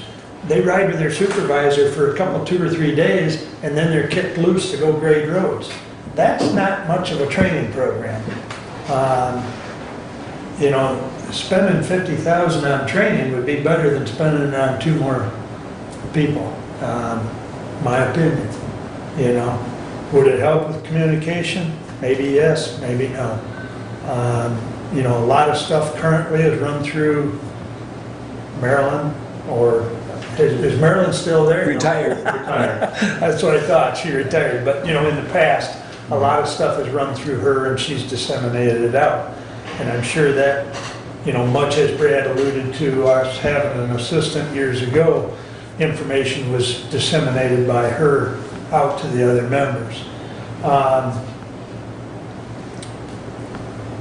You know, we've talked before in other discussions about bigger government. This is just adding another, you know, bigger government. I don't know that I agree with that. So I guess my opinion, for what it's worth, is I'd like to see them work on this, especially seeing how they're holding more meetings. I think that helps with the communication issue. And maybe that's something they need to address. On that, they're still holding Right. 2 meetings a month. There's They're back two. to 2 meetings a month. They've gone Yeah. back to 2? Yeah, the last Okay. 2 months have been 2 meetings a month. Okay, because I know they had gone to That's every correct. week. Yeah. Yes. So- They're off that schedule now. Okay. I mean, maybe that's something they need to look at, is more meetings. You know, I'm just not in favor of bigger government. So, but with that said, that's my comments. Anyone want a closing comment before we vote on this? Gonna make it a roll call, please, Judy. Commissioner Leininger, Yes. Commissioner Ingalls, Yes. Commissioner Schmidt, No, Commissioner Wiley, No. Commissioner Benzie. Yes. It passes 3-2, and one comment I didn't make, which I will make now, it will behoove the Personnel Committee to work with getting this posted so that we can probably interview some candidates to bring to the board for appointment in December to be effective. No. We cannot interview or appoint until after January 1 on that board. Where does it say that? The statute says any appointment. The way I read Tom's, we're not appointing them. What, the appointment would take place in December for effectiveness 1 January. As I read it, we can't even appoint in December. We have to wait till after January 1st to make that appointment. Because any appointment made expires January 1st of the odd number year after appointment. That's how I read it as well. Well, I'll clarify with Tom because we do a lot of appointments in December for a variety of boards. But those boards are not statutorily And they're not elected officials. Yeah. by Hillsdale. I'll clarify that with Tom then, because we will not have, if we don't do it in December, as far as the interviews and the appointment, you will not have a 5-member board at your first road commission meeting. Correct, and that's why the wording was after January 1, which would give us the time to accomplish that. And I'll verify that with Tom so that we get it done correctly, but, Yeah, If you're going to discuss that with Mr. Thompson, I would also ask that if we ever did discuss compensation issues with the road commission, is that a conflict of interest for me to be involved in that discussion? right, so by statute, the Board of Commissioners, this body, does set the compensation for the road commission. Right. And that can be discussed and decided to address some of the financial, there are possibilities, which can be a leveler for the dollars that this will cost. There is a legal question regarding compensation and family members, which could create a conflict of interest, and that does need to be discussed. Because if that's the case, then Commissioner Langer cannot take part in the discussion even of that compensation. okay, So, duly noted. All right, moving along. What else you got for us? I've got just two things, point of information from our IT department. The FOIA software has been ordered and will be implemented by the end of October. Training begins in the next couple of weeks. And finally, from the NCSC, which is the National Center of State Courts, David Sales and Nathan Hall will be returning to Hillsdale for follow-up interviews and another site visit on Wednesday and Thursday, September 14 and 15. And I will be part of that. I believe, hopefully, I think Commissioner Schmidt as well. Did Which you get days? I'm sorry, I didn't get an email. September 14 and 15? I'll make sure you get the email. Okay, thank you. Okay. So that discussion is ongoing and working towards the need study. And that completes my report for now. Thank you, unless there's questions. Thank you. Any questions for Doug? Hearing none? We got a sidebar.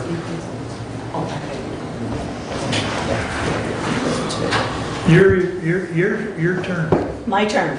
I'm going to start with, I want it noted that 3 commissioners wanted to expand government and spend money, not on the roads, but on administration. I want that noted. I want it. I would love it broadcasted loudly because I think that was an irresponsible way to solve this issue.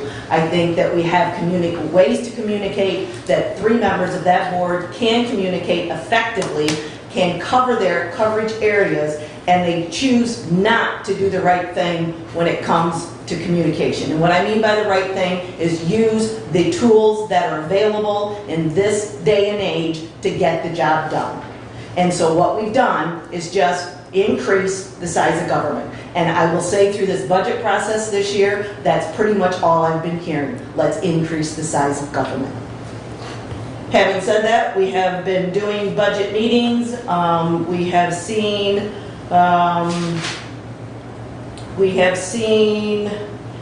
approximately, we've done the first round of meetings, we've seen most of them. We have about 5 more meetings to get through on the first round.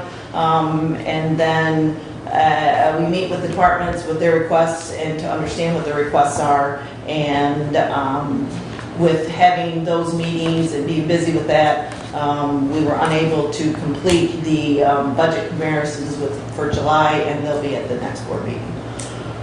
And that's all I have. You look like you got a budget comment. Nope, Oh, okay. nope, it's just been a fun process. So, I can appreciate that. Well, with that said, you're up next. all right. Yeah, Julie mentioned earlier that we had a budget presentation at Region 2 Area Agency on Aging last week. Looking at that and trying to get everything fit in there with the some of the changes that are going on, the expenditure that Region 2 is seeing with the new building, and with the added increased cost that the current labor situation puts every agency in across this country. We'll be looking at the Region 3C allocations and stuff this month at the Ranch Hills St. Joseph Board of Health meeting, and Commissioner Wiley reviewed a lot of that with the Personnel Policy and Appeals Committee meeting there at the Health Agency last week. We have a Community Action Agency board meeting on Thursday afternoon, looking at many budget amendments and stuff there going forward for region, or for Community Action Agency.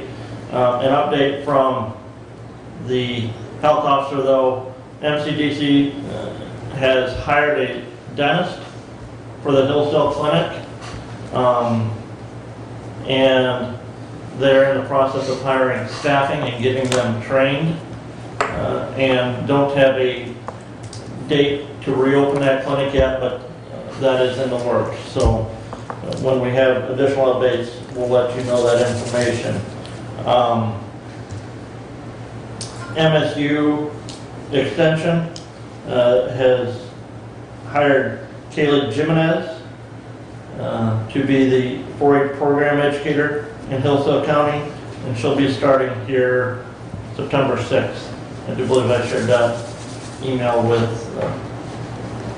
all of you. So good news there for that as they're getting that position filled. That's been vacant since March, but has been backfilled with other staff from MSU Extension. That is all that I have at this time. Any questions for Brent? Hearing none. Brad, your turn. Alrighty, I believe I have a resolution. We will start out with that. 22105 to the Honorable Board of Commissioners. We, the Board of Commissioners, authorize Mark U. Wiley, Chairman, to sign the agreement between the Jonesville Community Schools, Hillsdale County Probate Court Juvenile Division Share Program for the 2022-2023 school year, and I would move for adoption. Support. I think everyone got the email information on, or background information on that. And I know Tim's been here probably within the last couple of months and shared some of that information. So basically, this is our education for our student, or our population at our youth home. We actually looked at a couple of years ago at doing our own schooling at the youth home itself. There were a number of logistical hurdles with that, and so we are entering into an agreement that Jonesville Community Schools, I believe they call it, Kathy helped me with it, is it Pathways? Pathways, yes. Pathways program, which is their alternative school. It is through that program, and so we are contracting with them to provide that for our residents of our youth home. Any comments or discussion? Hearing none, all those in favor signify by saying aye. Aye. Opposed, same sign. Thank you. Motion pass, or resolution passes. Please continue. Alrighty. Prevention Works, our County Substance Use Disorder Coalition, will partner with a local group, Face of Fentanyl, for an overdose awareness event on August 27th. It will be at the Hillsdale County Fairgrounds from 12 noon to 6 p.m. We were actually looking, we being Prevention Works, we're looking at providing our own event. This local group, who has been active in the community for the last several years, they were also planning on doing an overdose awareness event, and we felt so it was a better use of resources rather than trying to replicate, to partner with them on that. We'll be in our last month of the fiscal year. We follow a state fiscal year, so for September, with both our SOAR, which are actually opioid settlement monies, and PA2 funding monies, that's a convention facilities tax that flows down to the county. We purchased large medication lock boxes, which will be available through both the Hillsdale County Senior Services Center and through Area Agency on Aging.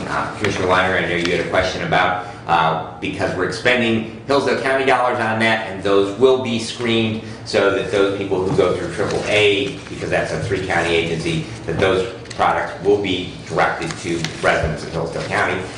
Basically what these are, I kind of look at them as like a cosmetic size box.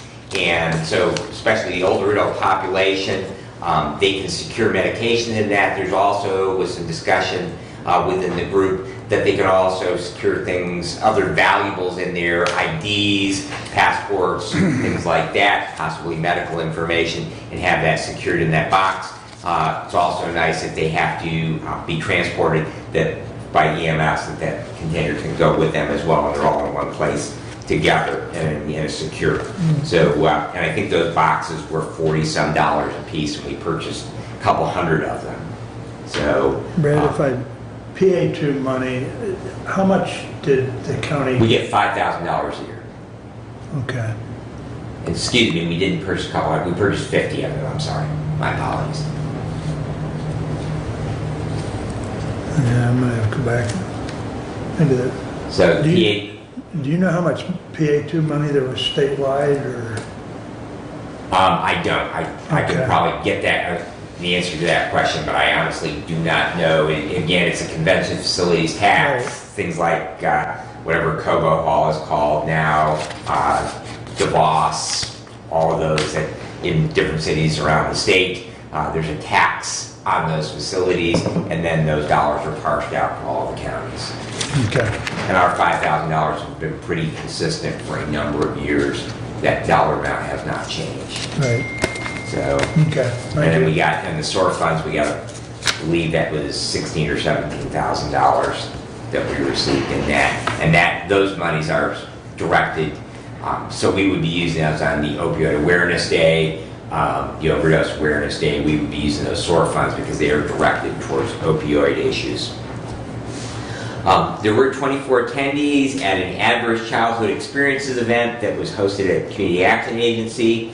With school starting, prevention efforts in our county schools will be up and running. We currently have programs in at least 5 of our county public schools. River Raise and Watershed Council did meet last week on Tuesday.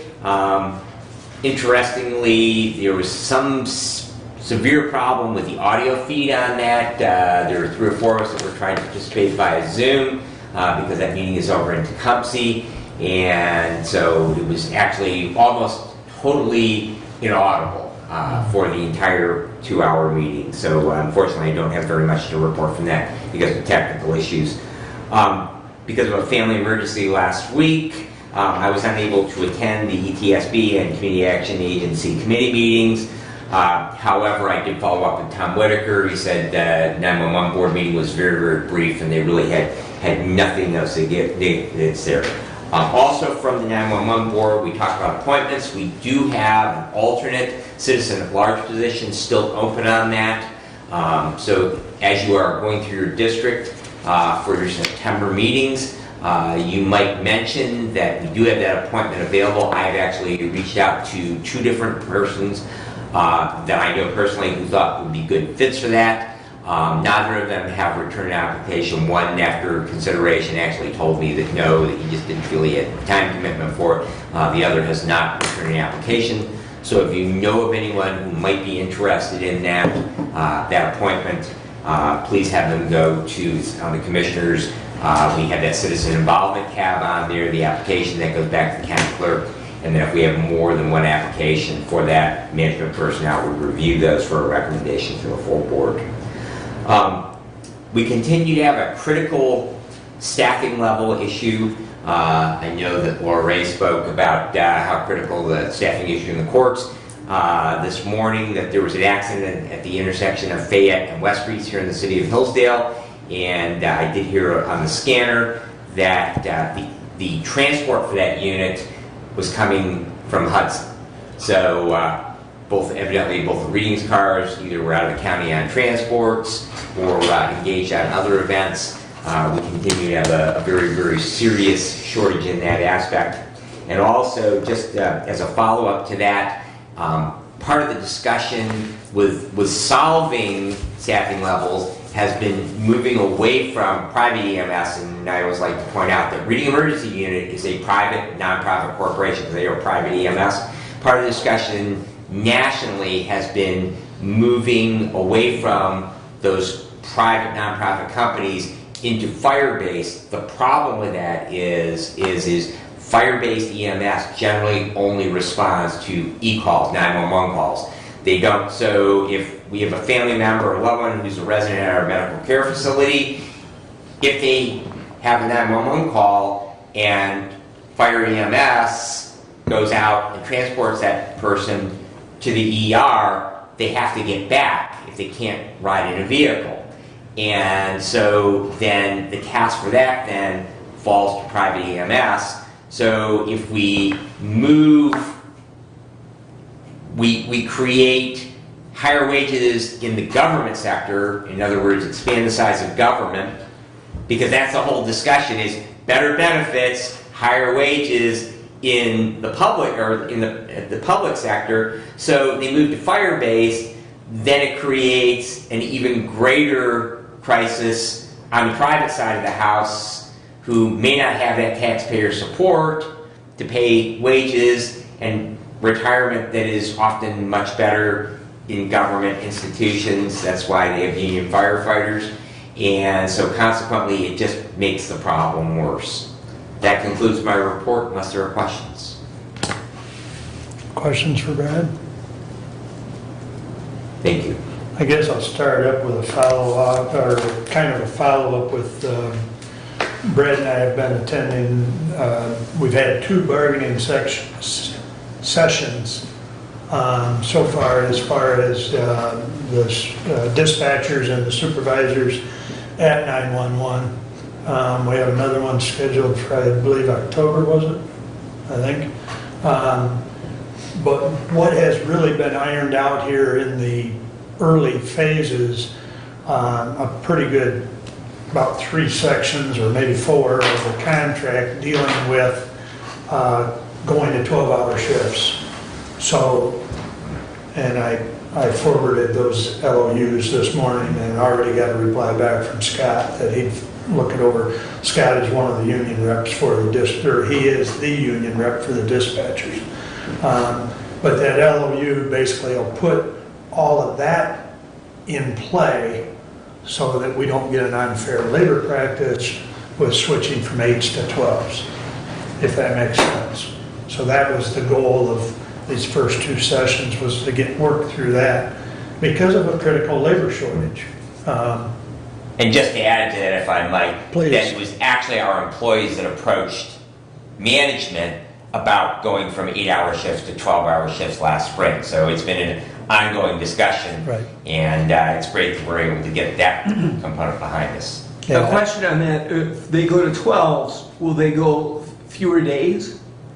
Yes, it'll alternate. Yes. Yeah, it's, It'll be 3 one week, 4 the other, and so they have Okay. they have different shifts, right. and they'll bid that twice a year. So it's based on seniority. There's like a day squad and a night squad, so it'll be 6 to 6 and 6 p.m. to 6 a.m. Right. So And the point of my question was, are we shifting the shortage from one way to another?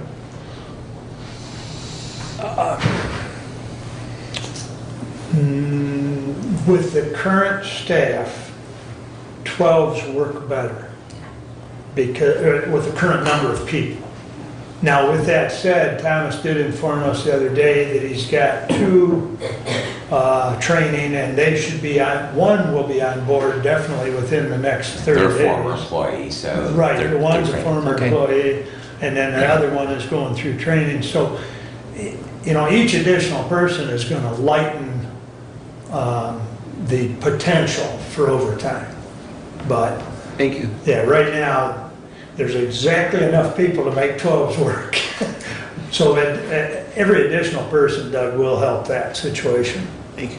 But, so the goal is to, keep recruiting, but everybody's facing the same. So we'll keep you apprised of that because the next portion of that, we'll get into the nuts and bolts, more of the economic issues, but that's forthcoming. Medical care, I didn't see that I had a report from Terry, but I do know that we meet later this week, Thursday to be exact, and I do know that the isolation wing has been shut down again. In other words, the COVID flare-up has calmed back down. So, but the isolation wing is still available if we need to restaff it and put it into work. But things are regaining, I guess, a quiet as far as COVID. They're still doing daily testing as needed. They're still asking you, to wear a mask when you enter the building and that sort of thing, just as preventative nature of. But they are allowing visitors and so on. Brad and I talked yesterday, I believe it was, to make sure everyone's aware that there is also an opening on the Human Services Board. That's a 3-member board that attends the DHS meetings and the medical care meetings. If you recall, 6 months or 8 months ago, we appointed Annette Stovall. Yeah. She replaced Doug. Doug Terry. Thank you. I was thinking Terry, but I couldn't. Diana Horn, who has served us very well for many years in that. She is going to finish her term, but she's not going to reapply. So that creates an opening that we will be taking applications for. And those applications are available online at this time as well. So I would hope that we can get that appointment made sometime in probably late September. So I will, let's see.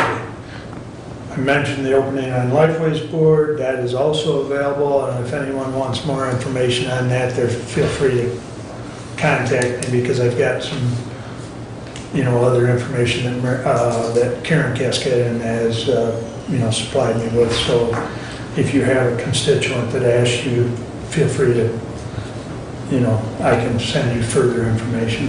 But and Tim Dixon and I met with Mary Beth and one member of their engagement team. The engagement team consists of several people, and I don't remember all their different classifications, but they do a lot of outreach and a lot of engagement with new clients. They're also looking at assisting us in working with some of the youth at the youth home. And so that was kind of the core of that meeting that Tim and I had with them.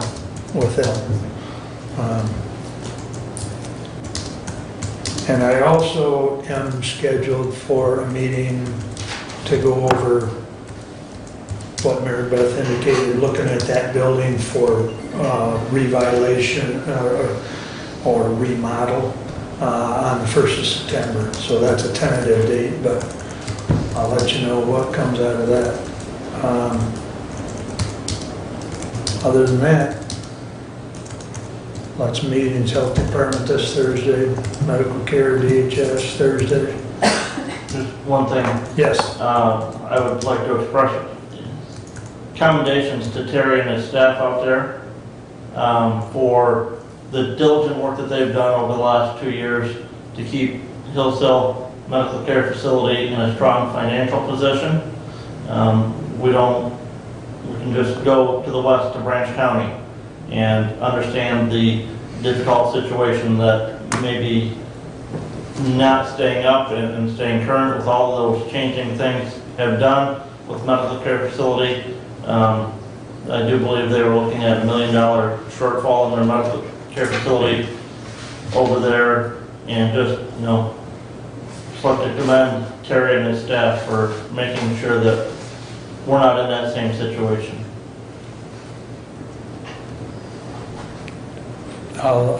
If he didn't hear that, I'll extend that to him, because I know from being in those monthly and having Christie update us with the many different, I mean, it's, yeah.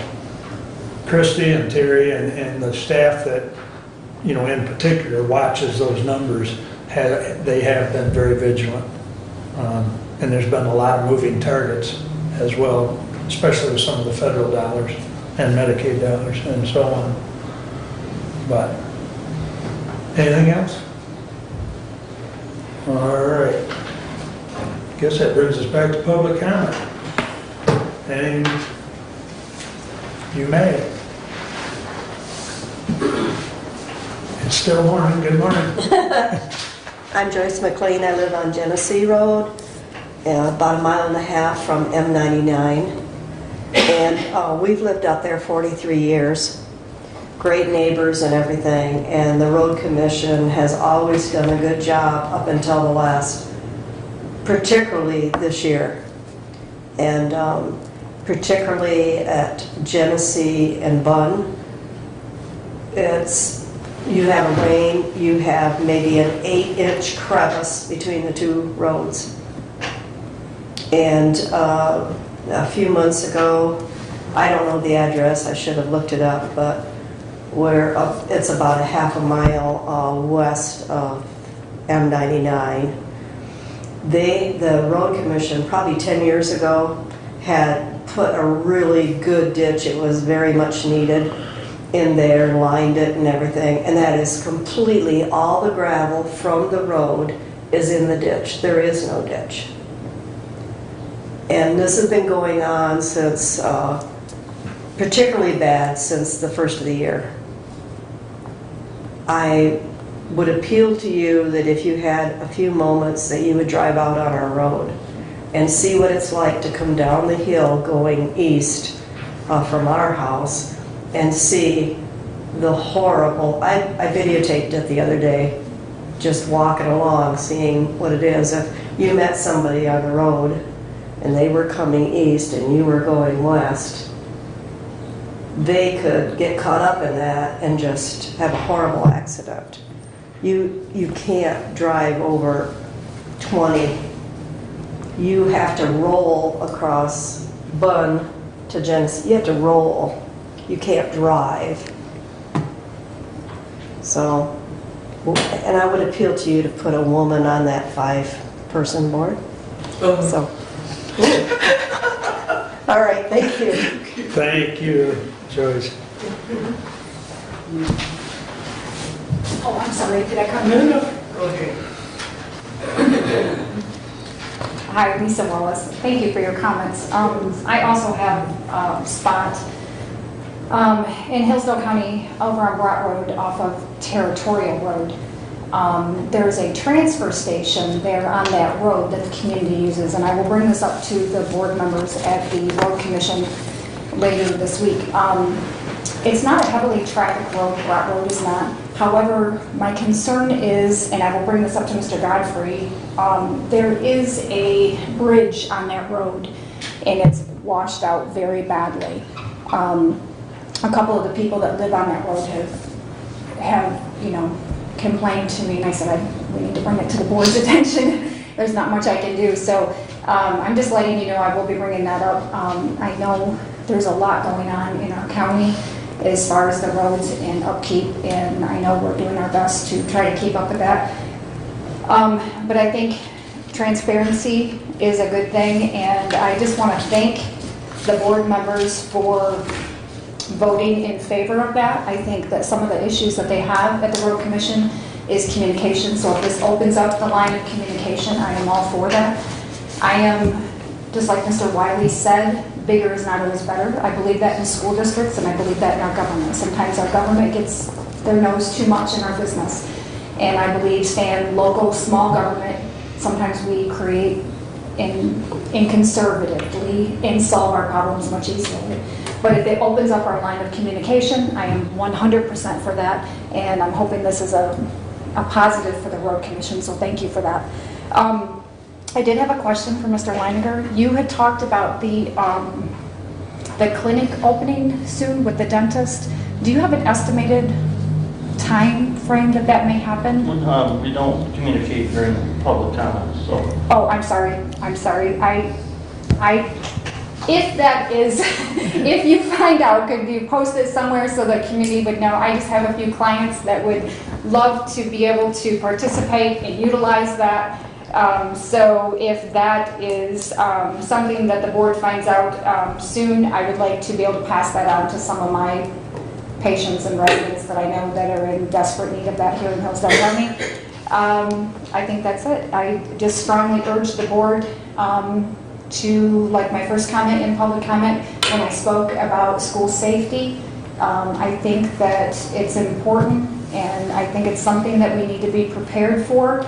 My heart aches knowing what happened there in Jerome a week ago, and things like this we read on the news, on the national news, and we think it can never happen to us, and that's poor thinking on our part, because better to be safe than sorry. Our children need a safe, they deserve a safe place to learn, and I think better to be prepared for this, and if there's any federal or state grants or monies that can be thrown at anything to increase safety in our schools, I think that would be great. So I am all for that. Thank you for your time. Thank you, Lisa. Yeah, thank you. Hi. I'm Annette Helma. Thank you, Kathy, for voting no. I appreciate it, and I understand why you did.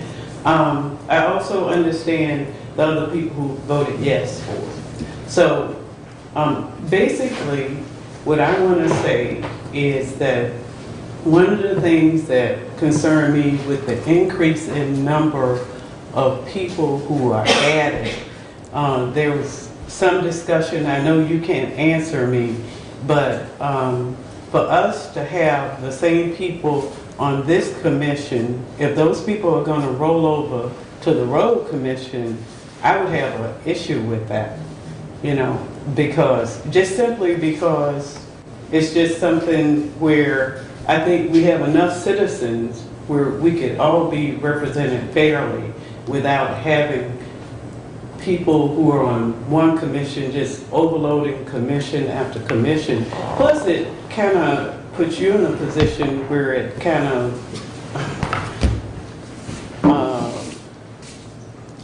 how could you do all this?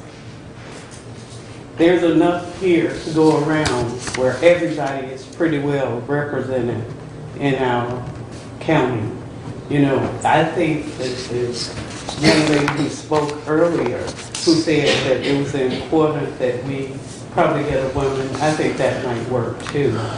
I'm in agreement with that, but if our commissions are all going to be stacked with the same people, then we'll have no new ideas. That's all my concern is.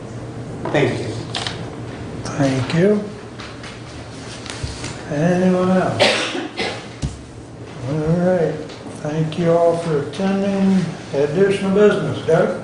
Yes, Farmers Market will have extended hours on the Saturday of the training event.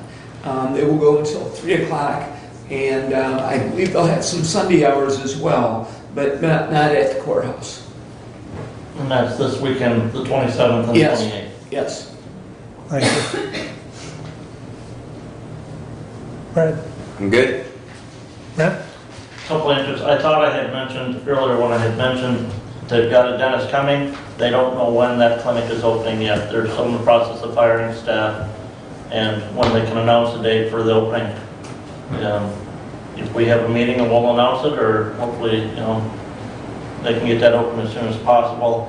And election law would preclude any member of this body serving on the road commission as well. So no county commissioner can serve as a road commissioner. Thank you. Correct. Underneath our system of governance of our road commission. With an elected road commission elected by the citizens of the people. So, just to be devil's advocate though, it would be possible, since Kathy is leaving this board, to go to that board because she wouldn't be serving on both boards. That is correct. So I'm just being devil's advocate, but I'm just making it. So, But she would not be serving in both roles. Correct. So But you would have to apply for that position. that is correct as well. So, but that would meet our female requirement, or not requirement, but request. So, But okay. So see, Kathy, you can apply to be a road commissioner. I'm sorry, I started something now. Anyways, anything additional, Kathy? No, I'm good.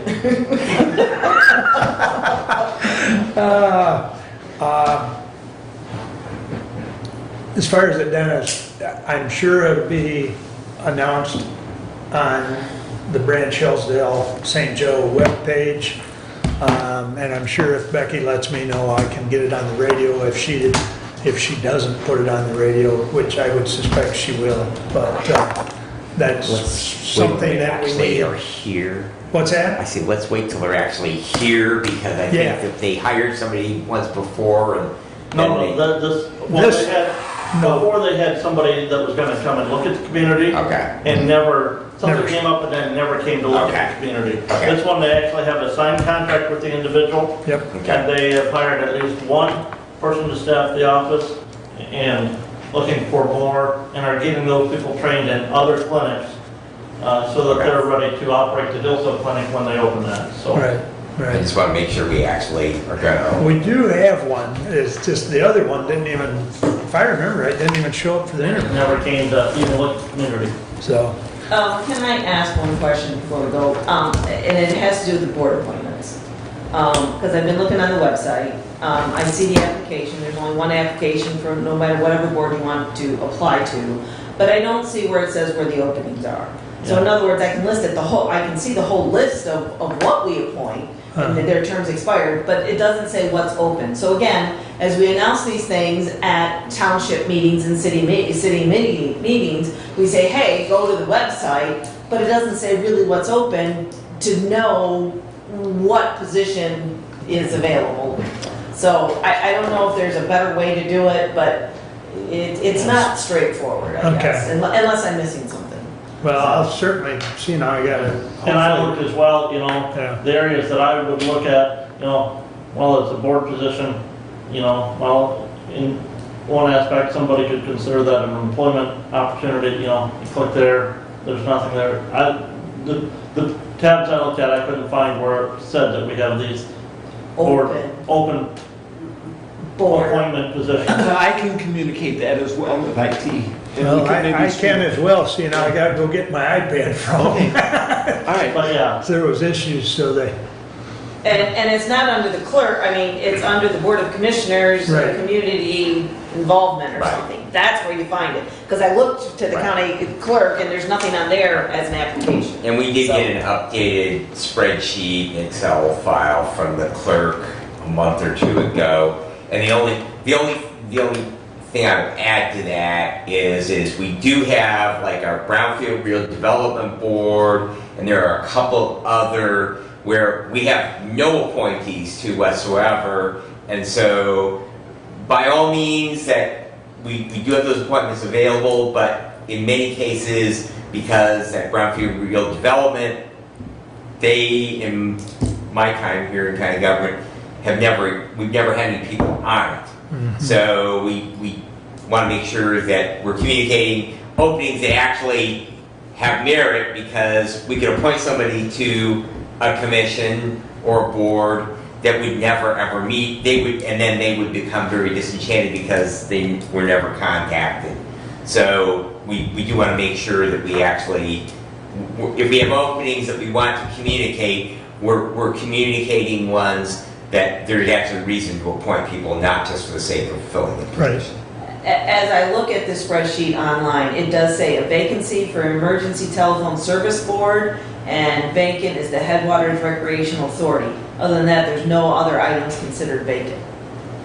So, and the three that you mentioned are not those. We've talked about Lifeways, we've talked about DH, it's not even called that, it's called Department of Human Services Medical Care Human Facility. Services. And then, I don't know if the third one, when you were talking about the 911, is that the? That's the citizen of Okay, so one of them does say. And the other two just became open. And on that one, the Human Services Board, that won't be vacant until technically October 1st. I do believe it's when Diana's appointment expires. Correct.